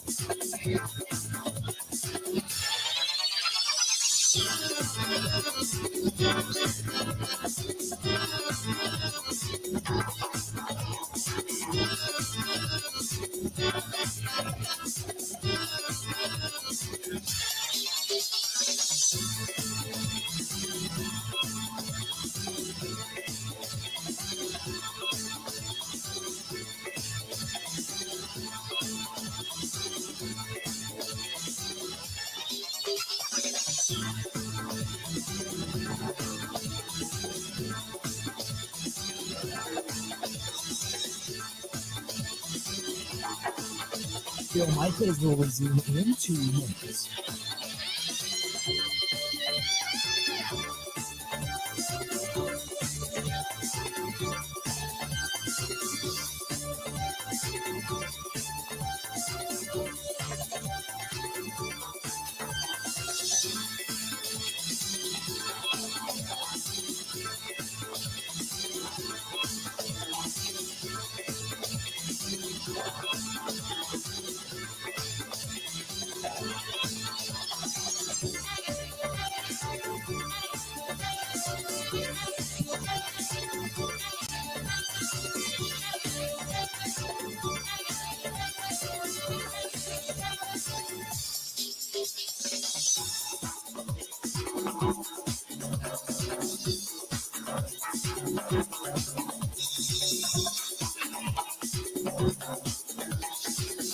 Bill Michaels will resume in 1 minute.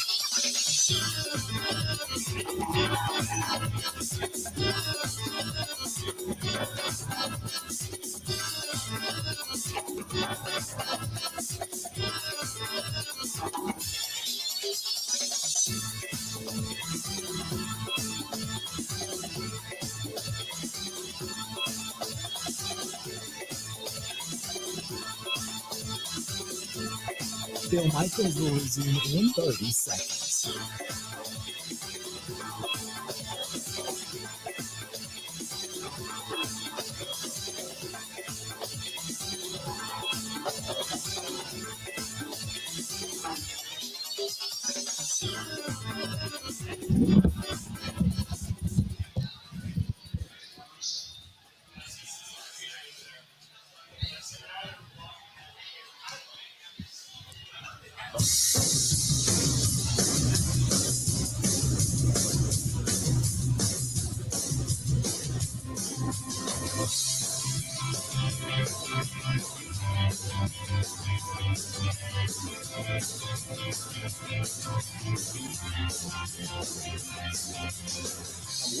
Welcome back. Glad to have you. We are broadcasting live the Bill Michaels Huddle. We are at Three Lions Pub on the east side of Milwaukee. And we are brought to you by our friends at Bud Light. Bud Light, the official beer sponsor of the Bill Michaels Sports Talk Network. We've got Kevin Holden, CBS 58, is alongside, talking Packers football, the NFL in general. And, when we were talking about surprises in the NFL, one of the other surprises is the team we just saw, which was the Pittsburgh Steelers. The fact that they're struggling the way they have. Yeah. And there's a lot of call to bench Big Ben. Now, they really don't have a backup situation that's viable. But the calls to bench Ben Roethlisberger, and it's time for Mike Tomlin to go, and then you've got Aaron Rodgers and Mike Tomlin making eyes and smiling, and then everything that was, going back to the Pat McAfee show when he said, "I really like Mike," and he started talking about him, and all of a sudden the next day the headline is Rodgers trying to force himself into Pittsburgh, at the end of the season. Like, what the hell is going on? Can't he just say he respects a head coach without it becoming a major story? I mean, Rodgers has become his own world, right? Everything he's done has become just, it doesn't apply to the rules of everything else after everything that came out on draft night and the fact that this had to linger for the entire offseason. And then, there's also a difference in Rodgers when he addresses media, when he's talking, that sort of thing. Like Rodgers and Devontae, and for those who don't know, who don't listen to the press conferences, Rodgers and Devontae have had to be, if you were running those, you'd have to put them on a 7-second delay. Right. Rodgers his language on the podium has changed, and I'm not a prude when it comes to that sort of thing, but it's a little weird to hear it in a post game 4 or 5 times from your quarterback. Like, I get it. It's just, it's weird. He has not had that sort of gritty toughness to his post game pressers ever, but he does now. It is. I don't know why. Like, at first I thought during the Pat McAfee show, there was one of the interviews that he did, and it was loaded with F-bombs. Yeah. And I thought, well, now he's doing it because everybody was running his stuff. On the Pat McAfee show, he's real. He's the guy that's kind of telling it like it is now. And I thought, okay, so he's doing this so we can't run his stuff, right? It's just almost inaudible, when it comes to radio or television. And now, though, you're right. You hear a little more of this rawness at the podium. And I think part of it might be because you don't have all of the television cameras live in there the way they used to, even though it's running live on the NFL Network, it's running live on your own live stream, Yeah. But I don't know specifically why. And then you heard Matt LaFleur today say he hopes they come out with hot piss, whatever the hell that means. I'm like, what? Wait, what? I'm like, I don't understand that. Wait, I'm thinking it's bad COVID test or something. I didn't know what the hell he's talking about. And he's talking about that, and I'm like, things have changed a little bit when it comes to some of the podium stuff out of the Packers organization. I think that, especially in Rodgers' case, to understand Aaron Rodgers, I think you need a psychology degree, or you need at least a psychologist to explain some of the things to you, right? I mean, there are things I think those who understand psychology could explain it a little bit better than a football person can. What's happening isn't physical, it isn't body, it's mental. It's all mental. Everything in this offseason with the disappearance from the game and all the other stuff that he did. Every time you'd see him, he's in Hawaii and he's doing stuff. He's playing the ukulele. You know what I mean? That's between the ear stuff. And it doesn't mean that he's fallen apart. Right. But I think it might mean that there's a difference in his mindset. Maybe his intention is to show more of himself now than before. Maybe this is his I'm going out party. Yeah. I'm letting it all hang out my last year. I don't have anything to worry about. I don't know. Maybe just dropping some stuff. I appreciate it because if it's raw and it's real, I don't mind it. Right. If you're using it like McAfee uses it to use it, every other word. Right. And sometimes it becomes a verb, an adjective, a noun, and a pronoun. All in the same sentence. Right. That type of thing. So that's not what Rodgers is doing. I think it's relatively pointed, but it's when it comes, I called it the other day. I said it's flavorful. Yeah, it adds flavor to what it is he's doing, and maybe he's just like, you know what, I'm at the end of coming towards the end of my career. I'm letting it all hang out. Just do it. I'm going out my way. I mean, what can they do at this point? So that's entirely possible. And I will say that on top of it, sometimes the topics change. The other thing that he does in this season that's been different is this very rapid fire, detailed breakdown of a play. He's done that in previous years, but that, like in Jacksonville, he was talking about, this formation and there were this possibility and this possibility, and I knew this could happen and this could happen. Like he's burying hearing that inside of that mind of his, and it's fascinating. By the way, best thing that could happen in Wisconsin sports is to take about 10 cc's of that out of Rogers and drop it into Paul Christ. Oh my God! Could you imagine? Oh my God! I listened to Paul Christ, and not to deviate from the Packers chatter, but we played Paul Christ's interview, his post-game presser from the Michigan game, and you understand where Paul is going. You understand what he's trying to say. But there are times where he starts to talk. And I said this, and I had to stop it. I said, look, this is a guy that is an incredibly intelligent head coach. He understands where things are. This is a guy that doesn't have answers. Yeah. He's like, everything that we planned for, everything that we did, everything that we believe to be true is not. And I don't have the answer as to why. And it's not that makes him a bad coach. It makes him, it makes you in front of the media. And when you start to answer these questions, it opens you up to ridicule because people are now starting to make fun of him, you know. But I feel for him because you can hear him really struggle within to try to get the answer that you're looking for, to say we need to do this, we need to do that. And he's not throwing anybody under the bus. You can clearly tell there's times he wants to go, well, the offensive line sucks. Right. Well, the block that he missed is bad. Yeah. But he's just like, and then he goes on, he says, well, this is who they are. And I had to pause. I'm like, whoa, what? Wait a minute. What? This is who they are. I mean, that was enlightening because he said it in answer to the question of, well, you're 1-3 and you struggled, and the only game you got was Eastern Michigan, and coaching. Well, we've seen these guys, and this is who they are. And I'm like, no, that's not the answer you want, because you don't want a team that you can say, unless he's being honest, and he's just saying, this is who they are, man. We've been on their ass, and because I got the sense that that's what he wanted to say. We're on their ass. We're drilling them in practice. I'm trying to be their father. I'm trying to be their friend. I'm trying to be their coach. I'm trying to whip their ass. I'm trying to do everything I possibly can do to inspire this team, and this is who they are. And it's tough to listen to because he's a guy that's fishing for answers. Have you seen? There's a Paul Christ memes Twitter account where it's a picture of him in some action on the sideline, like he's looking at the field, and then they would put some very Christ-ism on the phrase like you said, they are who that is who they are. Yeah, that's exactly a Paul Christ meme, right? Right. Yeah. It's I feel for him. I start to get, I hear and see and get the sarcastic comments about him, and then when you get into where he is as a head coach, you kind of go, man, I feel for the guy right now, because everything he believed to be true. I think the defense is still good. They've been put in very precarious positions. I think his quarterback can come around, and just as he was starting to play well, he goes down with an injury.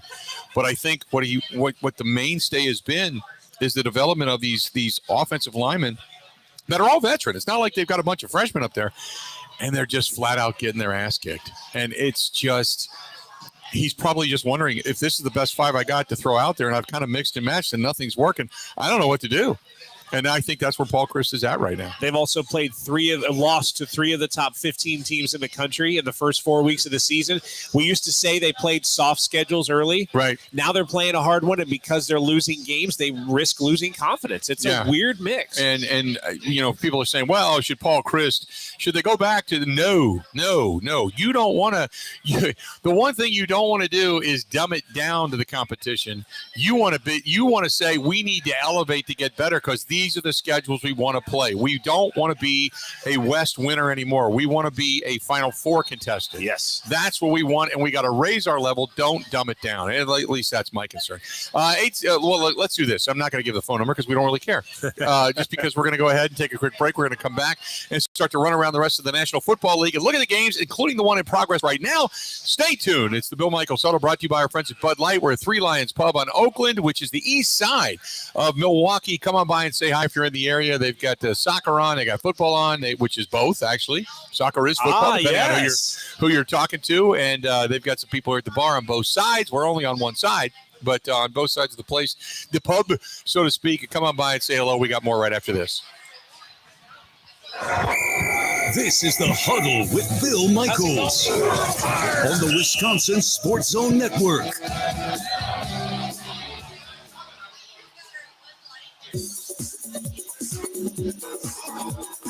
Bill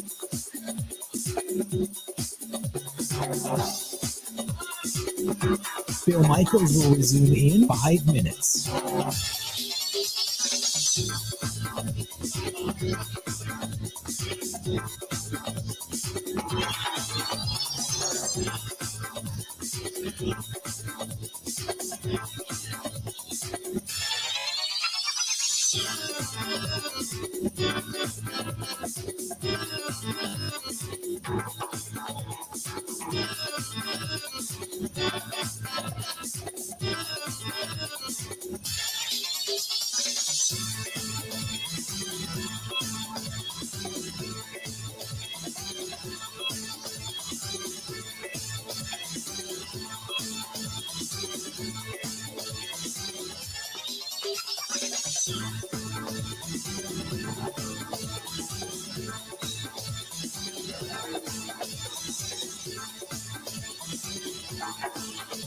Bill Michaels will resume in 4 minutes.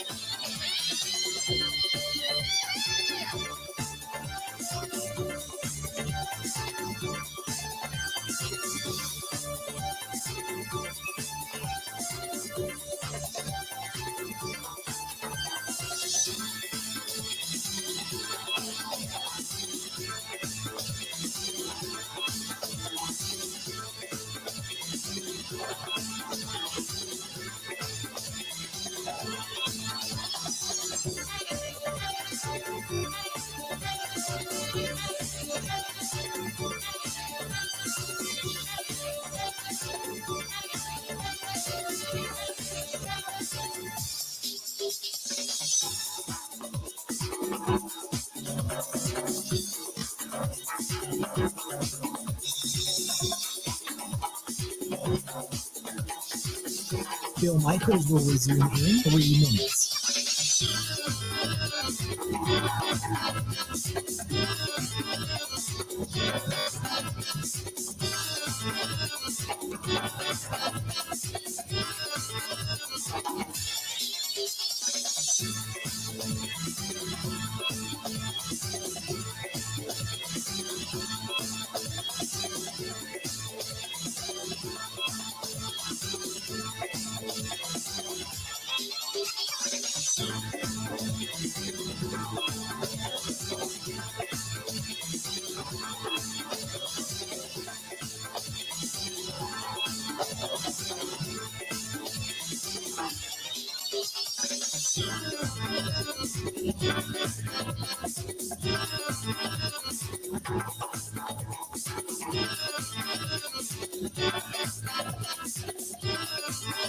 Bill Michaels will resume in 2 minutes.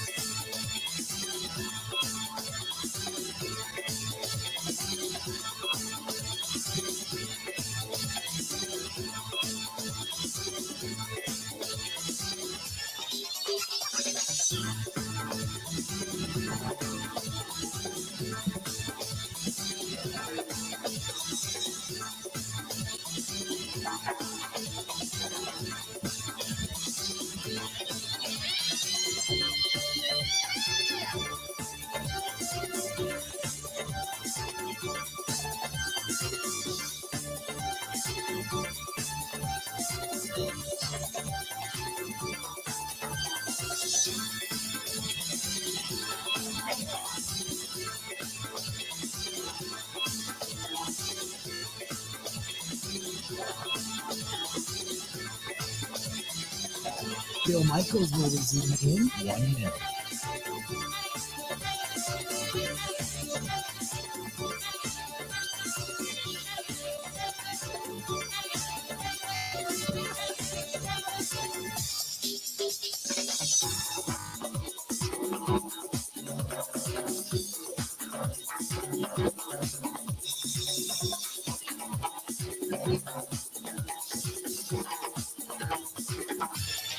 Bill Michaels will resume in 30 seconds.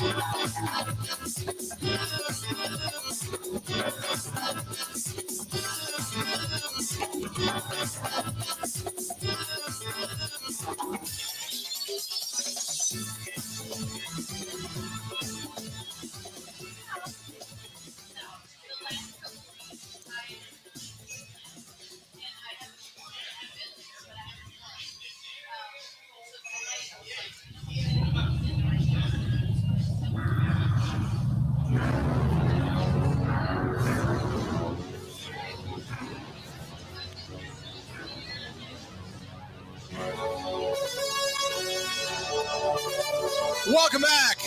We are broadcasting live at Three Lions Pub. We are on the east side of Milwaukee. All right. But it's the final countdown. Oh, yeah. It makes me all Get you hulked and buffed. got to go through a wall now.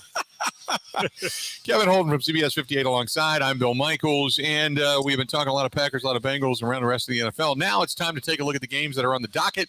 The last week of full schedule, as now we've got games that where teams will start having bye weeks coming up beginning next week. It's when my fantasy teams fall apart every year. That's about the time that you got to start paying attention to it if you're a fantasy football player. So tonight you've got one going. You've got the Rams and the Seahawks. And you've got the Rams in this one visiting Seattle. The Rams, I think, win this game, and the reason being Seahawks sitting at 2-2 on the season. They took that loss last week in humiliating fashion to the Cardinals. Their defense not as good as everybody thought it was. I think they want to have something proved coming back tonight. Matthew Stafford, while he's been playing good, I think he wants to prove that he is that because now he's being talked about in Vegas. His odds have gone up to win an MVP. So I'm going to look for the Rams to bounce back and get the win tonight. Seahawks go to 2-3 on the season. Rams go to 4-1. There wasn't long ago that you could count on the Seahawks stealing a couple of these games at home every year, just because it was at home. It was in their house with their fans. Like there was something about the mystique of going in with the Seattle defense, with Russell Wilson and that kind of thing.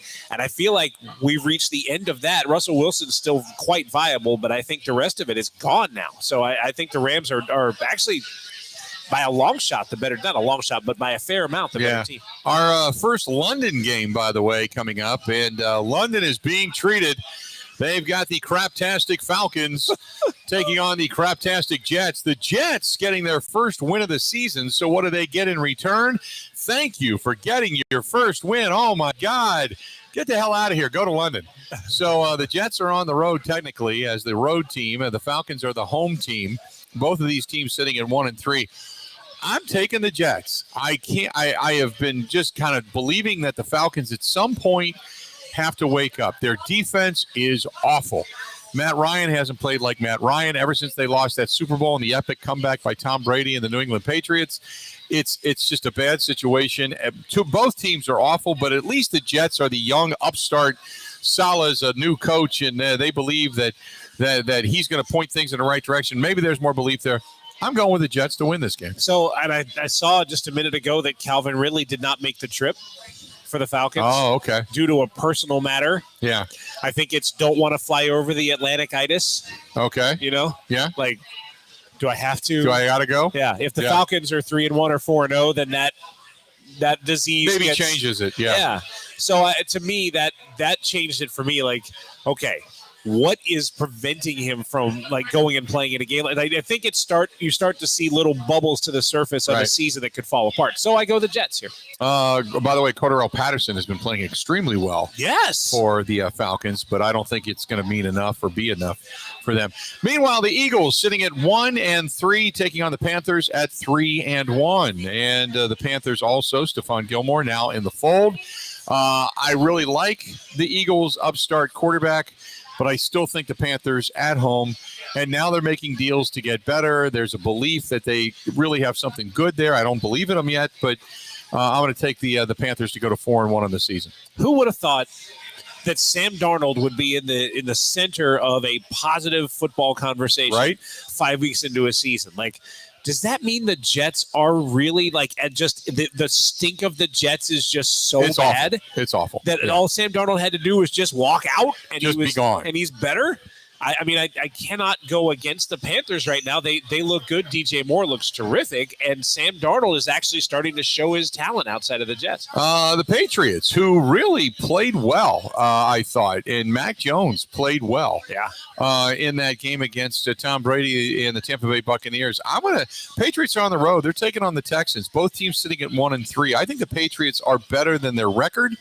I'm going to take the Patriots to beat the Texans in fine fashion. And make no mistake, Bill Belichick hasn't lost that evil Darth whatever magic. Right. He just hasn't had Tom Brady. And he's back there with his hands like, yes. He's developing the next one in Mac Jones. They're going to win. Something's coming up. So it's happening. I can see I saw Mac Jones play better. Emergence there at the point. Jacksonville, with all of their trials and tribulations against an angry Titans team. This isn't even a game. I'm just going to say that Jacksonville at home, they maybe put up a couple of scores, but for the most part, the Titans are going to run all over them. The Titans go to 3-2. Jacksonville goes to 0-5, and this might be the end of Urban Meyer. Because it could be an embarrassment to a team that's right now 2-2, and it's one of those things. You lose by 4 touchdowns in a game like this, and all the weaknesses get really, really exposed, and all of a sudden, it's not about a bar in Columbus. It's about the continuation of a terrible product on the field. Right. And Trevor Lawrence is going to be in a 30 for 30 someday, 10 years from now, and someone's going to go, how about Urban Meyer? And how about your first year? Yeah. And he's just going to, the big smile is going to come up. Yeah. It's going to be the Titans by a lot. Yeah. The Lions at 0-4 on the road, taking on the Vikings at 1-3. I thought if the Lions were going to get a win, I thought it was going to be last week against the Bears, and the Bears pulled that game out. And now Justin Fields is your full-time starter down there in Chicago after Matt Nagy goes back on his word and looks like a buffoon. Right. I don't know where the Lions are going to win, but it's not going to be this game. I'm going to take the Vikings to get their second win of the season. I keep looking for something where I'm like, I'm going to disagree because we've agreed on every pick so far. I can't pick the Lions. Like, I just can't. Right. I don't know if I can pick them at all. I think they've got a chance to be the first ever 0-17 team. Right? Boy. I don't want to see that happen. The Lions got to win at some point. And I like Dan Miller, their radio play-by-play guy. Yeah. I hope to God he doesn't have to toil away in anonymity with another craptastic team. The Broncos at 3-1. They're on the road. They are in Pittsburgh, taking on the Steelers, and they're doing it now with Drew Lock as Teddy Bridgewater is down. So all the talk, all the anger. I think the Steelers get the win at home in this one. Even though the Broncos come in at 3-1 and a really good defense, I'm going to take the Steelers, and the fact that they were close on a couple of passes to Juju Smith-Schuster, and I still think they're only a few plays away from maybe kind of turning this thing around. I'm going to say the Steelers get the win. Yeah, it's, when you have a 3-1 team that's at a 1-3 team and it's a pick 'em, it tells you a lot that where the records don't match necessarily what these guys have done. On the field, like they've gotten wins in the Broncos case or not wins in the Steelers case, but clearly they're not as far apart as you would guess. I say all that to say, here's where I'll pick the Broncos, but I would not be shocked at all if the Steelers won this game.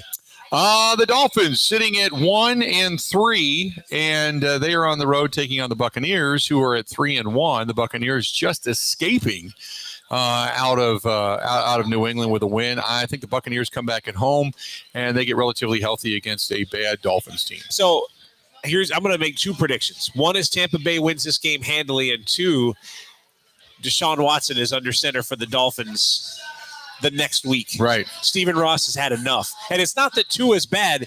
It's that Stephen Ross is impatient. Right. And Deshaun Watson's available. That's the combination. So we both got to the Buccaneers there. I think we pretty much agreed on everything at this point. Just that I went Broncos over Steelers. Right.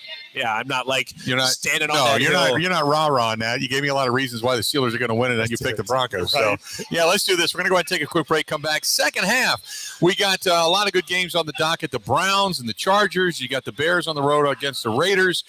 You got the Bills and the Chiefs this week. A big game coming up between the 49ers, the Cardinals, the Giants, and the Cowboys being featured. Late afternoon Sunday game, and then obviously the Packers and the Bengals. Stay tuned. We got more of the Bill Michaels Huddle brought to you by Bud Light coming up right after this.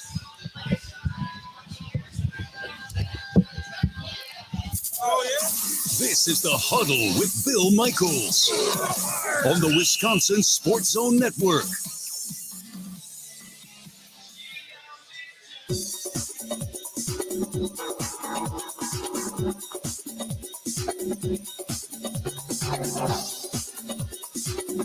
Bill Michaels will resume in 3 minutes.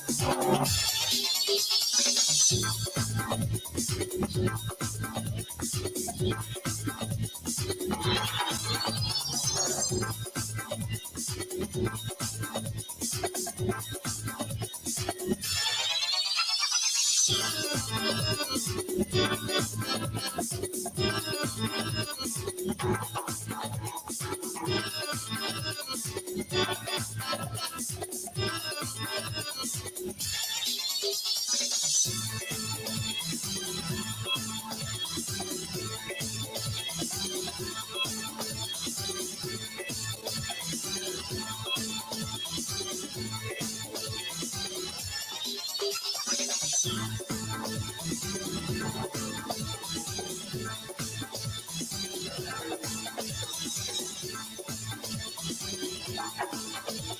Michaels will resume in 2 minutes.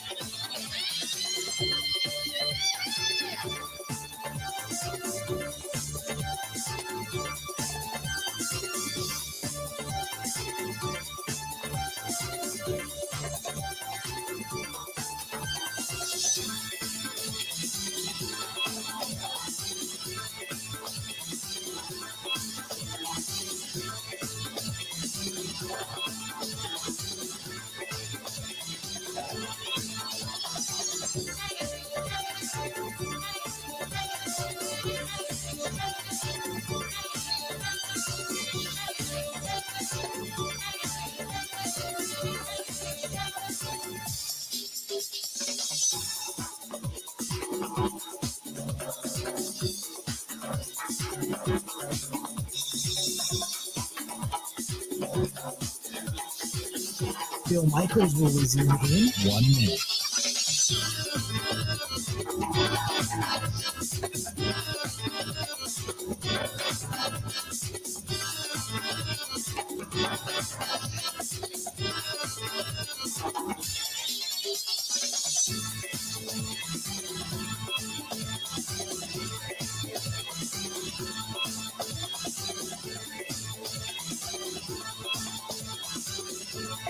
Bill Michaels will resume in 30 seconds.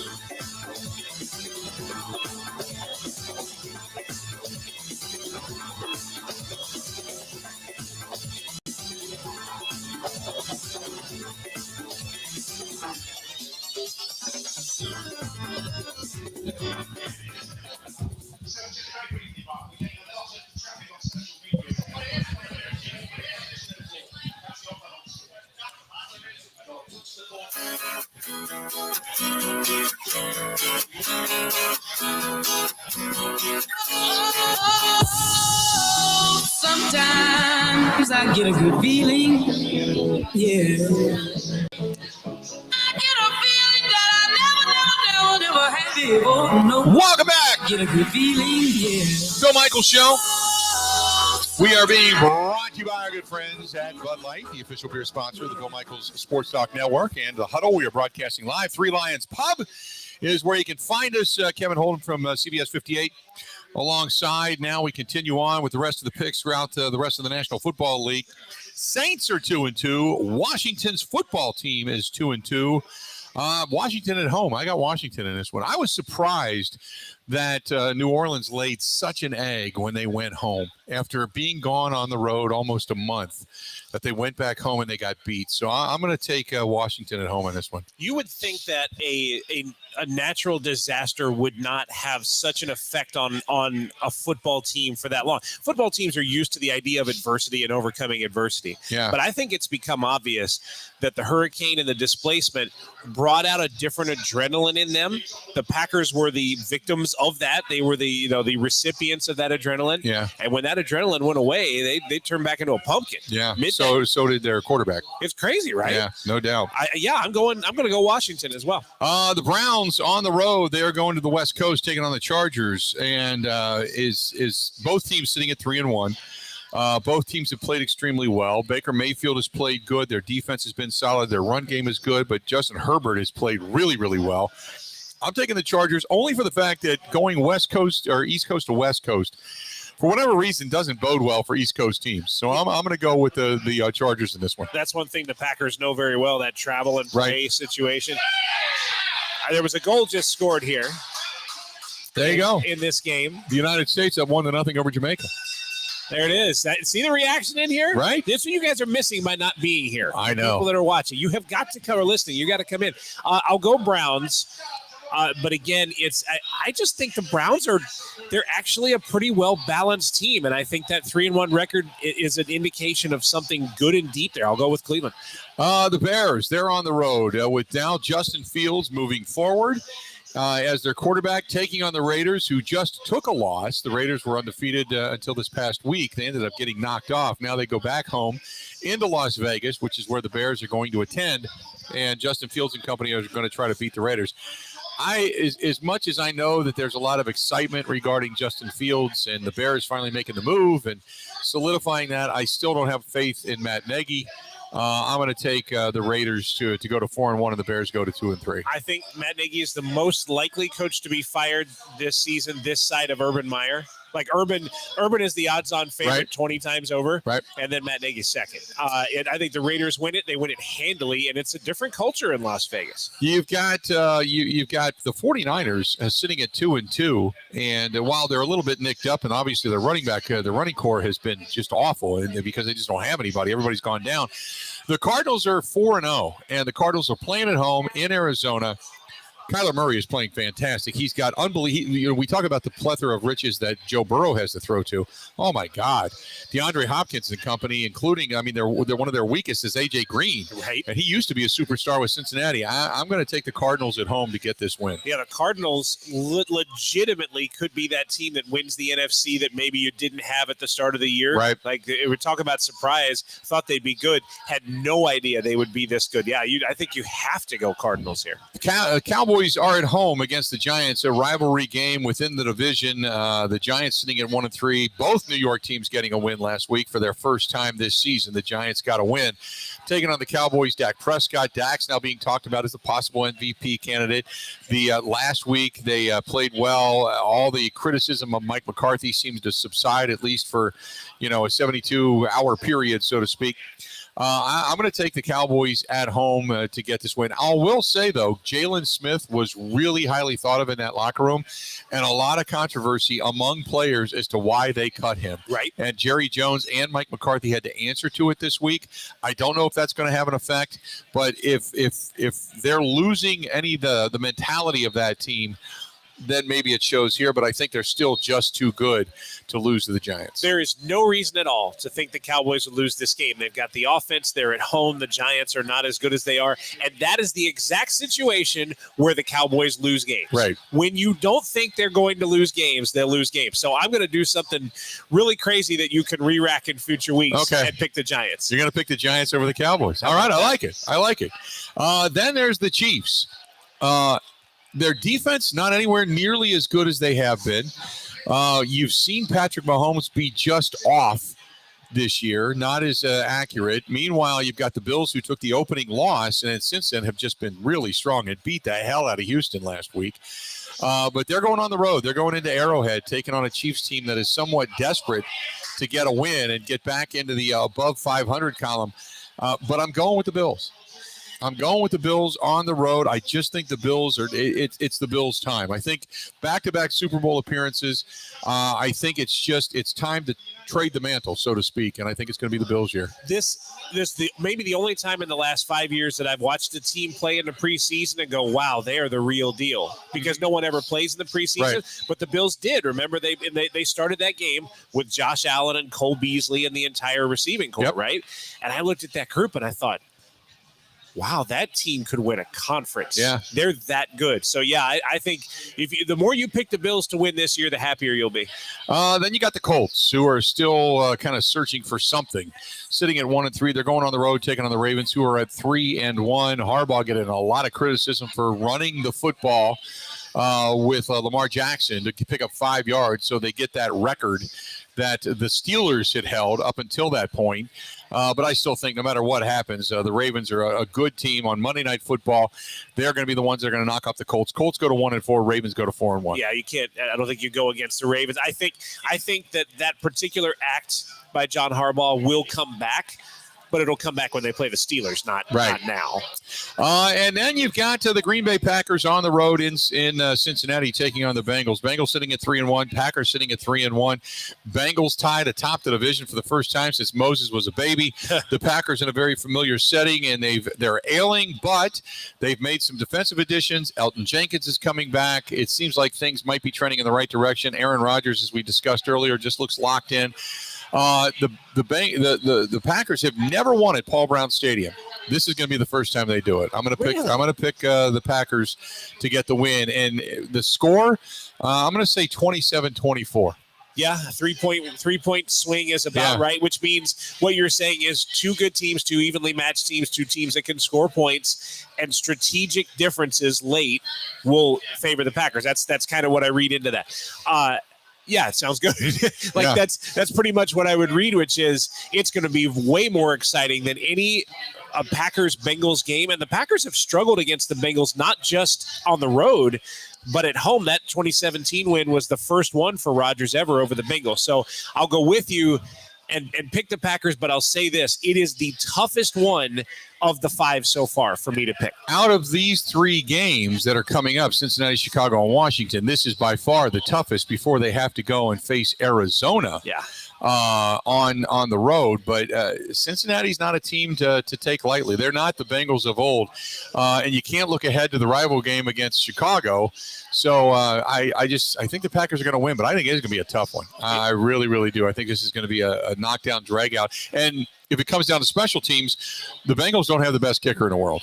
Oh, yeah. So, I mean, that's the other thing is say it's a 27-24 game. Maybe the Bengals have an opportunity to win it or at least to tie it up, and an errant field goal ends up costing them the game by the time it's all said and done. So that wouldn't surprise me either. Good stuff, man. Thanks for coming out again. Yeah, glad and joining us. So glad to have a good time. We enjoyed the pizza here. They normally have really, really good food, but at the Three Lions Pub, they had a kitchen issue. A motor went out tonight, so we ended up ordering pizza from the pizza joint down the street. But nevertheless, thanks to Three Lions Pub, the staff and management has been absolutely spectacular to us. They have treated us extremely well. Thanks to all of them and everybody that showed up. They're watching soccer, they're watching football, all that kind of stuff tonight. Thanks to on both sides of the bar, for that matter. And thanks to Ebo for running everything back in the station, pushing all the buttons, keeping us on the air, and not just taking us off and saying you guys suck. So we appreciate that as well. So until we talk again, thanks to our sponsor, Bud Light, the official beer sponsor of the Huddle, and the Bill Michaels Sports Talk Network. We'll be back at it again tomorrow, 10 to 2. Until then, time for us to go.